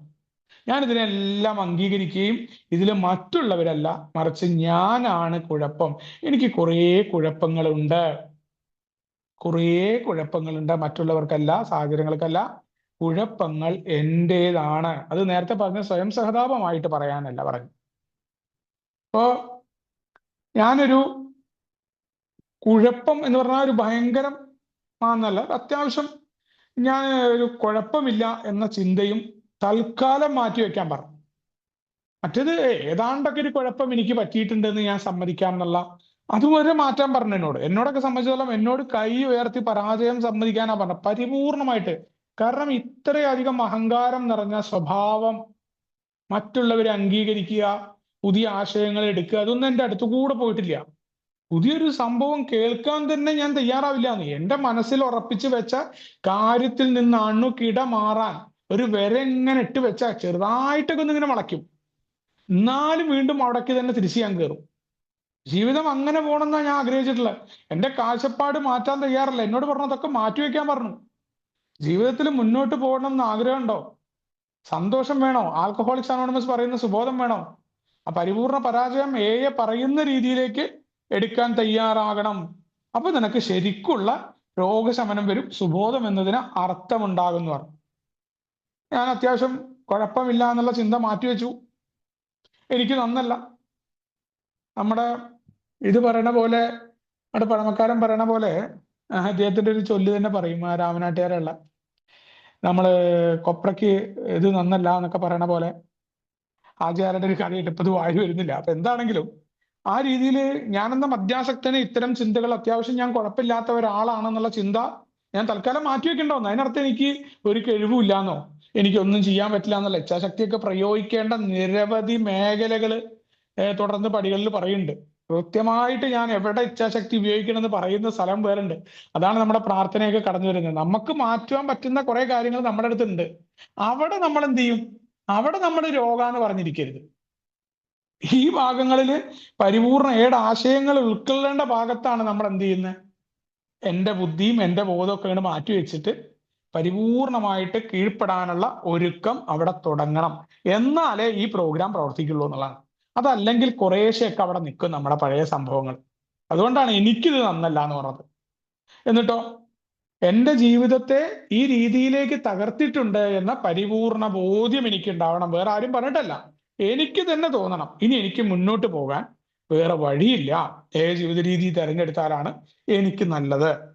അവിടെ ആദ്യം ഒരു കാര്യമുണ്ട്. മദ്യം എന്നെ എല്ലാ തരത്തിലും തകർത്തു. അപ്പോ മദ്യം എന്നെക്കാൾ ഒരു വലിയ ശക്തിയാണ്. മദ്യത്തെ പല രീതിയിലേക്ക് നിയന്ത്രിക്കാൻ നോക്കിയിട്ടും പറ്റാതിരുന്ന മദ്യം എൻ്റെ ജീവിതത്തെ എല്ലാ തരത്തിലും തകർത്തു. അപ്പൊ എന്നെക്കാൾ വലുതായിട്ട് മദ്യത്തെ ഞാൻ അവിടെ കണ്ടു കഴിഞ്ഞു. അതല്ലാന്നുണ്ടെങ്കിൽ എപ്പോഴെങ്കിലൊക്കെ പണ്ട് കുടിക്കാതെ മദ്യാസക്തരുടെ ഒപ്പം ഇരിക്കുമ്പോൾ അതിനെ ജയിച്ചു എന്ന തോന്നലോട് കൂടി അഭിമാനപൂർവ്വം ഞാൻ ഇന്ന് മദ്യാസക്തരുടെ ഇടയിൽ പോയി, അല്ലെങ്കിൽ കുടിക്കണ പാർട്ടി നടന്നു, ഞാൻ കുടിച്ചിട്ടില്ല എന്നൊക്കെ പറയുന്ന ആളുകളെ ഞാൻ കണ്ടിട്ടുണ്ടായിരുന്നു. പക്ഷെ അവര് പോയിട്ട് കുടിക്കുന്നതും കണ്ടു. പഴമക്കാർ പറഞ്ഞു, ഇതിപ്പോ നമ്മളിങ്ങനെ തോൽപ്പിക്കാൻ പോകുന്ന ഒരു സംഭവം അല്ലല്ലോ. അവരുടെ വർത്തമാനത്തിൽ തന്നെ അതിനെ തോൽപ്പിച്ചു എന്നാ പറഞ്ഞു. പിന്നീട് ഞാനത് പറയാണ്ടേ എത്രയോ തവണ ഇപ്പൊക്കെ മദ്യമായിട്ടൊക്കെ നിരവധി ഇടപെടലുണ്ടെങ്കിലും അത് തോന്നാറില്ല. കാരണം അതിനോട് അനുകൂലവും ഇല്ല പ്രതികൂലവും ഇല്ല. അത് എന്നെക്കാൾ വലിയ ശക്തിയാണെന്ന് എനിക്കറിയാം. അത് ചെറുത് തൊട്ട മറ്റുള്ളവരെ പോലെ അല്ല, അതൊരു കെമിക്കലാണ്, എനിക്ക് പറ്റില്ല, അത്രേ ഉള്ളൂ. അപ്പൊ ആദ്യം മദ്യം എന്നെക്കാൾ വലുതാണ്, അതിലൊരു തുള്ളി പോലും എനിക്ക് എടുത്താൽ കുഴപ്പമുണ്ടാവും എന്നത് എളിമപ്പെടാനുള്ള ഏറ്റവും ഒരു എളുപ്പ പരിപാടി മദ്യത്തിന്റെ മുന്നിലാണ്. എന്നെക്കാൾ വലുതായിട്ട് അത് കണ്ടാൽ മതി. എളിമപ്പെടുകയല്ലാതെ അവിടെ വേറെ വഴിയുണ്ടായിരുന്നില്ല. പിന്നെ ഓരോ തരത്തിലുമുള്ള എൻ്റെ സഹിഷ്ണുതയില്ലായ്മ നമ്മൾ പറയുന്ന പോലെ തന്നെയാണ്. നമുക്ക് മറ്റുള്ളവരുടെ കാഴ്ചപ്പാടുകളോടും കുറവുകളോടും സഹിഷ്ണുത പുലർത്തുന്ന മനോഭാവമാണ് നമ്മളെ പ്രയോജനപ്പെടുത്തുന്നത് എന്ന് ഒരു പരിഹാരം ഉണ്ട് എന്നുള്ള അധ്യായത്തിൽ 7-ാമത്തെ പേജിൽ പറയുന്നുണ്ട്. എന്നെ സംബന്ധിച്ചിടത്തോളം ഞാനത് പരിപൂർണമായ ബോധ്യം വന്നു. എനിക്ക് മറ്റുള്ളവരുടെ കാഴ്ചപ്പാടുകളോടോ അല്ലെങ്കിൽ മറ്റുള്ള ആൾക്കാരോടൊന്നും തീരെ സഹിഷ്ണുതയില്ല. അതാണ് ഞാൻ നേരത്തെ പറഞ്ഞ കാര്യങ്ങൾ. അത് പരിപൂർണമായിട്ടുള്ള ബോധ്യത്തിലേക്ക് ഞാൻ കടന്നു വരുമ്പോൾ ഇത്തരം കാര്യങ്ങൾ ഉണ്ടാക്കേണ്ടത് എൻ്റെ ആവശ്യമാണ്. അപ്പോഴാണ് ഈ സമൂഹത്തിലേക്ക് ഞാൻ പൗരനായിട്ട് പുനർജനിക്കപ്പെടുള്ളൂ. എൻ്റെ കുഴപ്പമാണ്, മറ്റുള്ളവരുടെ കുഴപ്പമല്ല എന്നാണ് ആദ്യത്തെ ബോധ്യം. അതാണ് ഞാൻ ആദ്യമായിട്ട് അംഗീകരിച്ചത്. അപ്പൊ അവിടെ ഓരോ കുഴപ്പങ്ങളും ഞാൻ അംഗീകരിച്ചു. എൻ്റെ കുഴപ്പങ്ങൾ അംഗീകരിക്കുക. അപ്പൊ എങ്ങനെയാ ഞാൻ അംഗീകരിക്കുക? ഒറ്റയ്ക്ക് അംഗീകരിക്കാൻ പറ്റുമോ? അവിടെയാണ് ആൽക്കഹോളിക്സ് അനോണിമസിന്റെ ഈ പ്രോഗ്രാമിന്റെ പ്രാധാന്യവും ഈ പ്രോഗ്രാം ചെയ്യാനായിട്ട് മുന്നേ കടന്നുപോയ ഒരു സ്പോൺസറുടെ ആവശ്യകതയൊക്കെ എനിക്ക് വേണ്ടി വന്നത്. കാരണം അത് ഒറ്റയ്ക്ക് ചെയ്യാൻ പറ്റുന്ന ഒന്നല്ല. ഒറ്റയ്ക്ക് ചെയ്യുമ്പോൾ നേരത്തെ പറഞ്ഞ എൻ്റെ സെൽഫ് സെന്റേഡായ മനോഭാവം കടന്നു വരും. എനിക്ക് തെറ്റേതാ ശരിയേതാന്ന് അറിയില്ല. ഞാൻ എൻ്റെതായ ശരികളിൽ മാത്രം നിൽക്കുക. നമ്മൾ എന്തിനാണ് ഒരു പരിഹാരം ഉണ്ട് എന്നുള്ള അധ്യായത്തിലെ ഈ രോഗത്തിന്റെ പരിഹാരം പറഞ്ഞുകൊണ്ട് ആദ്യമേ പറയുന്നുണ്ട്, രോഗത്തിന് പരിഹാരമുണ്ട്. എന്താ പറയുന്നത്? പരിഹാരം എന്താണ്? പരിഹാരത്തിന് ഏറ്റവും പ്രധാനം എന്താണ്? ആത്മപരിശോധന നടത്തുക. ഈ ആത്മപരിശോധന ഒറ്റയ്ക്ക് നടത്താൻ പറ്റുമോ? ഒറ്റയ്ക്ക് നടത്തി കഴിഞ്ഞാൽ നമ്മൾ നമ്മളെ തന്നെ ന്യായീകരിച്ചുകൊണ്ട് നിൽക്കും. നമ്മുടെ സ്വയം നീതീകരിക്കുക എന്ന കാര്യം അവിടെ കടന്നു വരേണ്ട ഒരാളുടെ സഹായം വേണം. ഒരു അഭിപ്രായം എടുക്കാൻ വേണ്ടിയിട്ടാണത്. കാരണം നമുക്കത് ശീലമില്ല. അങ്ങനെ നമ്മൾ ഒറ്റ ബുദ്ധി എന്നൊക്കെ പറയും അധ്യാസക്തനെ. ഒറ്റ അടിക്ക് തീരുമാനം എടുത്ത് അപ്പളേ അത് നടത്തുന്ന സ്വഭാവമാണ്. അവിടെയാണ് ഒരു മാറ്റത്തിനുള്ള വിധേയം. അല്ലാണ്ട് ഒരാളുടെ അടിമയായിട്ട് പോകലല്ല ഇവിടെ സ്പോൺസർഷിപ്പ്. അതൊക്കെ തെറ്റായിട്ട് സ്പോൺസർഷിപ്പ് ചെയ്ത ആളുകൾ പറഞ്ഞുണ്ടാക്കിയതായിരുന്നു. അവിടെയാണ് ഈ സ്പോൺസറൊക്കെ എടുക്കാൻ വഴുകുന്നത്. എത്രയും പെട്ടെന്ന് സ്പോൺസർ എടുക്കാൻ പ്രത്യേകിച്ച് കാലയളവൊന്നുമില്ല. എപ്പോഴാണോ തോന്നുന്നത് മുന്നേ കടന്നുപോയ ഒരാള് അദ്ദേഹം റെഡിയാണോ, നമുക്ക് ഈ പ്രോഗ്രാം പറഞ്ഞു തരാൻ എടുക്കുകയാണ്. ആ സ്പോൺസർ എന്തായിരുന്നു എന്നോ അയാളുടെ ജീവിതത്തിനെ കുറിച്ച് ഒരു കാഴ്ചപ്പാട് നമ്മൾ എടുക്കേണ്ടതില്ല. അയാളുടെ മറ്റൊരു കാഴ്ചപ്പാട് എടുക്കണ്ട. ഈ 12 പടികളിലൂടെ പോകാൻ പറ്റുമോ? ചില കാര്യങ്ങൾ നമുക്ക് ചോദിച്ചിട്ട് തീരുമാനം ഇനി നമ്മൾ നമ്മുടെ തീരുമാനമാണ് എടുക്കുന്നതെന്നുണ്ടെങ്കിൽ പോലും അത് സത്യസന്ധമായിട്ട് ഞാൻ എൻ്റെ തീരുമാനത്തിലാണ് നിൽക്കുന്നത്, അതിന്റെ ഉത്തരവാദിത്വം നമ്മൾ ഏറ്റെടുത്താൽ മതി. ആദ്യമായിട്ട് എൻ്റെ കുഴപ്പങ്ങൾ അംഗീകരിക്കാൻ എനിക്ക് ഒറ്റയ്ക്ക് സാധ്യമല്ല, വേറൊരു സഹായം വേണം. അവിടെയും നമുക്ക് എളിമപ്പെടലും ഇത് പരാജയം സമ്മതിക്കലും വരുന്നുണ്ട്. കാരണം വേറൊരാളെ കേട്ട് ശീലമില്ലാത്ത ഒരാളാണ്. നേരത്തെ പറഞ്ഞ പോലെ എന്നെ കേൾക്കുന്ന, ഞാൻ പറയുന്നത് അങ്ങോട്ട് കേൾക്കുന്ന, എന്നോട് ഇങ്ങോട്ട് ഒന്നും പറയാത്ത ആൾക്കാരെ മാത്രം ഇഷ്ടപ്പെടുന്ന ഞാൻ അവിടെ കേൾക്കാനുള്ള തയ്യാറെടുപ്പ് തുടങ്ങി. അപ്പൊ മാത്രമേ ആത്മപരിശോധന കൃത്യമായിട്ട് നടക്കുകയും മറ്റുള്ളവരല്ല കുഴപ്പം എന്റേതാണ് എന്ന് എനിക്ക് അംഗീകരിക്കാനും പറ്റുള്ളൂ. ഇവിടെയാണ് വേറൊരാളോട് അത് ഏറ്റു പറയാനുള്ള തയ്യാറെടുപ്പ്. ഒരാളോടെങ്കിലും അത് പറയേണ്ടതുണ്ട് നമ്മുടെ കുഴപ്പങ്ങള് എന്നുള്ള ആഗ്രഹം. ആ കുഴപ്പങ്ങൾ പറയുമ്പോൾ അതിനുശേഷം കൃത്യമായിട്ട് അവർ പറയുന്ന നിർദ്ദേശങ്ങൾ കേൾക്കുക, എന്നിട്ട് മാറ്റത്തിന് തയ്യാറാവുക. അവിടെ എന്താ സംഭവിക്കുന്നത്? എൻ്റെ സ്വാഭാവികമായിട്ടുള്ള ദുർബലത ഞാൻ അംഗീകരിച്ചു, അത് പറഞ്ഞു, മാറാനുള്ള ആഗ്രഹം പ്രകടിപ്പിക്കുന്നു. വേറൊരാളിലൂടെ തീർച്ചയായിട്ടും എളിമയാണ് അവിടെ കടന്നു വരുന്നത്. അയാൾ പറയുന്ന കാര്യം അത് ശരിയാകാം, അല്ലെങ്കിൽ അതിന്റെ ബലം വേറെ ആകാം. പക്ഷെ എന്റെ തലച്ചോറിൽ വേറൊരു മാറ്റം സംഭവിക്കുന്നുണ്ട്. ഇന്നേ വരെ ഇല്ലാത്ത ഒരു കീഴ്പ്പെടൽ അവിടെ കടന്നു വരുന്നുണ്ട്. മാത്രമല്ല നമുക്ക് വേറെ രീതിയിൽ ആ കാഴ്ചപ്പാട് വരും. നമ്മൾ ഏതൊരു കാര്യത്തിലും പരാജയം സമ്മതിക്കാൻ തയ്യാറായിട്ടുണ്ടോ അവിടങ്ങളിലൊക്കെ നമുക്ക് പുതിയൊരു വാതിൽ തുറക്കുകയും കരുത്തിന്റെ സ്രോതസ്സുകൾ നമുക്ക് ശരിക്കും പറയുന്ന രീതിയിൽ നമുക്ക് വെളിവാകുകയും ചെയ്യുന്നുള്ള കാര്യത്തിൽ ഒരു സംശയവും വേണ്ട. അപ്പോ ആ നിർദ്ദേശങ്ങൾ പലപ്പോഴും നമ്മൾ ഇഷ്ടപ്പെടുന്ന രീതിയിൽ ആയിക്കൊള്ളുന്നില്ല. ആ ഇഷ്ടമില്ലാത്ത രീതിയിലായിരുന്നു എന്നെയൊക്കെ സംബന്ധിച്ചിടത്തോളം പല കാര്യവും. ഈവൻ ഞാൻ തിരിച്ച് ഗൾഫിലേക്ക് പോയതടക്കം എൻ്റെ ഇഷ്ടത്തിനൊന്നും അല്ലായിരുന്നു. പക്ഷെ അതൊക്കെ ഇന്നെല്ലാം അതൊന്നും വിചാരിച്ച പോലെ കാര്യങ്ങളൊന്നും നടന്നില്ല ഖത്തറിലൊന്നും. എന്നിട്ടടക്കം അതെല്ലാം ഞാൻ ഇന്ന് മനസ്സിലാക്കുന്നു, എല്ലാം അന്നത്തെ ദൈവഹിതമാണ് എന്നുള്ള രീതിയിൽ. കാരണം എന്താ, എനിക്ക് ശീലമില്ലാത്തൊരു കാര്യത്തിന്റെ തുടക്കം അന്ന് തുടങ്ങുക. ഞാൻ എൻ്റെ സ്വന്തം ബുദ്ധി പ്രവർത്തിക്കുന്നതിന് പകരം വേറൊരാൾ പറയുന്നത് കേൾക്കാനും വേറൊരു പ്രോസ്പെക്റ്റിലൂടെ കാര്യങ്ങൾ കാണാൻ ആരംഭിച്ചു. അത് ഇന്നും എൻ്റെ ജീവിതത്തിൽ മാറ്റം ഉണ്ടായി. ഇന്ന് മറ്റൊരാളുടെ ഭാഗത്ത് നിന്ന് കാര്യങ്ങൾ കാണാൻ എനിക്ക് പറ്റുന്നുണ്ട്. അതുകൊണ്ട് തന്നെ അത്യന്തികമായിട്ട് മറ്റൊരു മനുഷ്യരോട് പറയുമ്പോൾ നമ്മൾ ഇങ്ങനെ പറയും പല കാര്യങ്ങളും, ദേഷ്യമൊക്കെ. പക്ഷെ അത്യന്തികമായിട്ട് നമുക്കൊരു വേറൊരു വ്യക്തിയോട് പകയോ വിദ്വേഷമോ ഇല്ലാതിരിക്കാൻ പറ്റുന്നതിന്റെ കാരണം അതാണ്. മറ്റൊരാളുടെ ഭാഗത്ത് നിന്ന് ചിന്തിക്കുക, മറ്റൊരാളുടെ ചെരുപ്പിൽ കയറി നിന്ന് ആലോചിക്കുക. പറയാൻ എളുപ്പമായിരുന്നു, അത് പ്രാവർത്തികമായത് ഇങ്ങനെ വളരെ പതുക്കെയാണ്. ഈ രീതിയിലുള്ള തുടക്കം കൂടിയാണത്. മറ്റൊരാൾ പറയുന്ന നിർദ്ദേശം നമുക്ക് ഇഷ്ടമല്ലെങ്കിലും അത് കേൾക്കുക. നമ്മൾ പരാജയം സമ്മതിച്ചാൽ മാത്രമേ പറ്റൂ. അതല്ലെങ്കിൽ നമ്മൾ നമ്മുടെ ബുദ്ധിക്ക് തന്നെ കളിക്കാനുള്ള തുടക്കം തുടങ്ങും എന്ന് പറഞ്ഞു. നിർബന്ധപൂർവ്വമാണ് ഞാനൊക്കെ അന്ന് പ്രവർത്തിച്ചത്. നല്ല ഒരു പണിയാണ്. അന്ന് എളുപ്പമായിരുന്നില്ല. ഇപ്പൊ ഞാൻ ഇന്നിപ്പോ നിങ്ങളോട് പറയുന്ന രീതിയിൽ ഈസി ഒന്നും അല്ല ഈ സാധനം. കാരണം എന്നെപ്പോലെ ഒരു സെൽഫ് സെന്റേർഡ് ആയിട്ടുള്ള എല്ലാ കാര്യങ്ങളും ഞാൻ വിചാരിച്ച പോലെ നടക്കുക. എന്തോ പറിച്ച് ശരീരത്തിലൊരു അവയവം വെട്ടിമുറിച്ചെടുക്കുന്ന പോലെയായിരുന്നു എന്നെ പോലെ ഒരാൾക്ക്. പല കാര്യങ്ങളും വിട്ടുകൊടുക്കേണ്ടി വന്നു. പല ആളുകളോടും പ്രതികരിക്കേണ്ട സന്ദർഭങ്ങളും പ്രതികരണങ്ങളും എനിക്ക് കടന്നു വരുമ്പോ എന്നോട് പ്രതികരിക്കരുത് എന്ന് പറഞ്ഞു. എന്തിനാ മറുപടി കൊടുക്കുന്നത്? മറുപടി കൊടുക്കരുത് പറഞ്ഞു. എനിക്കിഷ്ടല്ല. ഞാൻ പലപ്പോഴും പല ആൾക്കാർക്കും അറിയാം, ഞാൻ ഷെയറിങ്ങിൽ പോലും ഡെയിലി റിഫ്ലക്ഷനിൽ വരെ ചില ആൾക്കാർക്ക് ആദ്യകാലത്ത് കേട്ട് തുടർച്ചയായിട്ട് കേട്ടു വന്ന ആളുകൾക്ക് എൻ്റെ മാറ്റം അറിയാൻ പറ്റും. ഞാൻ പലപ്പോഴായിട്ട് മീറ്റിംഗിൽ കേട്ട കാര്യങ്ങൾക്ക് വരെ മറുപടി കൊടുത്തുകൊണ്ടിരുന്ന ഒരാളാണ്. എനിക്കത് ഇന്ന് പറയാൻ മടിയൊന്നുമില്ല. പക്ഷെ അതൊക്കെ പ്രോഗ്രാം വന്നിട്ടാണ് എനിക്ക് അതൊന്നും കാര്യമില്ല. വേറൊരാളെ വാക്കുകളെ കൊണ്ട് നമ്മൾ ദ്രോഹിക്കുന്നതിലോ വേറൊരാളാൽ നമ്മൾ ദ്രോഹിക്കപ്പെടുന്നതിലോ ഇതിലൊന്നും അർത്ഥമില്ല. ഇതൊക്കെ കേവലം കുറച്ച് നിമിഷം നീണ്ടു നിൽക്കുന്ന കാര്യമാണ്. നമ്മുടെ ഈഗോ, നമ്മളെ ഒരാൾ എന്തോ പറഞ്ഞു, നമ്മളെ മോശക്കാരനാക്കി, നമ്മളെ ചീത്ത പറഞ്ഞു എന്നുള്ളത് വളരെയധികം തിരിച്ച് ക്രോസ് ഷെയർ ചെയ്തിട്ടുള്ള ആളാണ് ഞാനൊക്കെ. തിരിച്ചത്രത്തിലൊക്കെ അതൊക്കെ ഇന്ന് വളരെയധികം ഇന്ന് മനസ്സിലാക്കുന്നതൊക്കെ. പരാജയം എവിടെ? അതാ പറഞ്ഞ ഒന്നാമത്തെ പടി എന്ന് പറയുന്നത് ഒരു ദിവസം കൊണ്ട് ചെയ്തു തീർക്കാവുന്നല്ല. അത് ജീവിതത്തിന്റെ ഭാഗമായി എല്ലാ ദിവസവും കടന്നു വരണം. എവിടങ്ങളിലെല്ലാം ഞാൻ പരാജയം സമ്മതിക്കാൻ തയ്യാറുണ്ടോ അവിടങ്ങളിലൊക്കെ ഇത് കടന്നു വരികയും അവിടെ മറ്റുള്ള ഒരാൾക്കാരെ എൻ്റെ രീതിയിലേക്ക് കൊണ്ടുവരാനുള്ള ശ്രമം നടത്തിയില്ല. പല രീതിയിൽ വിട്ടുകൊടുക്കേണ്ടി വരും നമുക്കവിടെ. ദുർബലത അംഗീകരിക്കുക എന്നുള്ളത് എൻ്റെ കുഴപ്പങ്ങൾ അംഗീകരിക്കുകയാണ്. ഒരാളുടെ വാക്ക് കേൾക്കുമ്പോൾ എനിക്ക് അസ്വസ്ഥത ഉണ്ടാവുന്നുണ്ടെങ്കിൽ അത് എൻ്റെ കുഴപ്പമാണെന്ന് പറഞ്ഞുകൊണ്ട് അംഗീകരിക്കാൻ പഠിപ്പിച്ചത് ഇവിടെയാണ്. എൻ്റെ ഈഗോ നന്നായിട്ട് ഞാൻ മാറ്റിവെക്കണം. എൻ്റെ പൊങ്ങച്ചത്തെ ഞാൻ വിട്ടുകൊടുക്കേണ്ട വന്നു. എൻ്റെ നമ്മൾ പറയുന്ന പോലെ ആ കാറ്റ് വീർപ്പിച്ച് വെച്ച ബലൂണ് പതുക്കെ ഇങ്ങനെ സൂചി കൊണ്ട് കുത്തി കുത്തി കാറ്റിങ്ങനെ കാറ്റൊഴിഞ്ഞ് പോകുന്ന സുഖം ഇന്നറിയാം. വലിയ ഭാരമില്ലാതെ പോകുന്നതിന്റെ സുഖം എന്താണെന്ന് നമുക്കറിയാൻ പറ്റും. അവിടെയാണ് പരിപൂർണമായ പരാജയത്തിൽ നിന്ന് ആൽക്കഹോളിക്സ് അനോണിമസ് പറയുന്ന സ്ഥായിയായ കരുത്ത്. ഏതൊരു കാര്യവും പരാജയം സമ്മതിക്കാൻ തയ്യാറുണ്ടോ, ആ പരാജയം ഞാൻ സമ്മതിച്ചിട്ടുണ്ടോ, അവിടങ്ങളിലൊക്കെ എനിക്ക് കരുത്ത് കിട്ടാൻ തുടങ്ങി.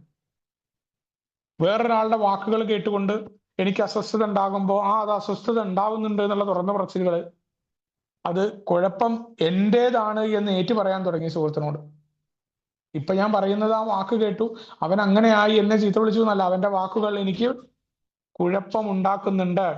കാരണം അത് ഉൾക്കൊള്ളാൻ പറ്റുന്നില്ല. ഭാര്യയായിട്ടുണ്ടാകുന്ന പ്രശ്നങ്ങൾ, ഏതൊരു കാര്യവും അതിനെ പുതിയ കാഴ്ചപ്പാടിലൂടെ കാണുമ്പോൾ ജീവിതത്തിൽ നമ്മൾ പറയുന്ന പോലെ ജീവിതം പുതിയ അർത്ഥതലങ്ങൾ എങ്ങനെയാ കണ്ടെത്താൻ നമുക്ക് മനസ്സിലാവും. നമ്മൾ മാറിയാൽ എങ്ങനെ ഈ ജീവിതത്തെ മാറ്റാം, അവിടെയാണ് ഈ പരിപൂർണ്ണ ദുർബലത സമ്മതിച്ചാൽ മാത്രം സാധ്യമാകുന്ന ഒന്ന്. ഏതൊരു കാര്യത്തിലും പരാജയം സമ്മതിക്കാനും കൈ ഉയർത്താനും തയ്യാറുണ്ടോ, അവിടെയെല്ലാം അപ്പോൾ മാത്രമേ വലിയ ശക്തി എന്ന് പറയുന്ന ആശയം പ്രവർത്തിക്കുള്ളൂ. അപ്പോൾ മാത്രമേ നമുക്ക് ഉറപ്പായ സഹായം, പറയുന്ന ഉറപ്പായ സഹായം അപ്പോൾ മാത്രമേ നമുക്ക് കിട്ടുള്ളൂ എന്നുള്ളതാണ് ഇതിന്റെ അർത്ഥം. അപ്പൊ സ്ഥായിയായ കരുത്ത് ആൽക്കഹോളിക്സ് അനോണിമസ് വിഭാവനം ചെയ്യുന്ന സുബോധത്തിലേക്ക് നമ്മുടെ ജീവിതത്തെ സന്തുഷ്ടി നിറഞ്ഞതാക്കാൻ പറ്റും. അവിടെ എന്തുകൊണ്ടാണ് ആ സന്തുഷ്ടി നിറഞ്ഞാവുന്നത്? നമ്മൾ ദുർബലത സംഭവിച്ചു, നമ്മളെ ജീവിതം, അപ്പൊ നമുക്ക് ഉണ്ടായ കാര്യങ്ങൾ അംഗീകരിച്ചാൽ മതി. നമ്മൾ വലിയ സംഭവമല്ലല്ലോ, നമ്മൾ എന്തൊക്കെയോ ആണ് എന്നുള്ള തോന്നലാ. നമുക്ക് പരാജയം സംഭവിച്ചു, നമ്മൾ വിചാരിക്കാത്ത രീതിയിൽ നമ്മുടെ ജീവിതത്തിൽ ഇതാ തകർച്ച സംഭവിച്ചു, അയ്യോ ആളുകൾ എന്താ കരുതുക, എങ്ങനെ ആയിപ്പോയില്ലേ. നമുക്കറിയാം നമ്മൾ ദുർബലരാണ്. നമ്മുടെ ദുർബലത സംബന്ധിച്ച് നിൽക്കുമ്പോൾ നമ്മളെ ആർക്കാ പരാജയപ്പെടുത്താൻ പറ്റുക? അതുകൊണ്ടാണ് പറഞ്ഞത്, തോറ്റ ഒരാളെ വീണ്ടും എങ്ങനെ തോൽപ്പിക്കാൻ പറ്റുക?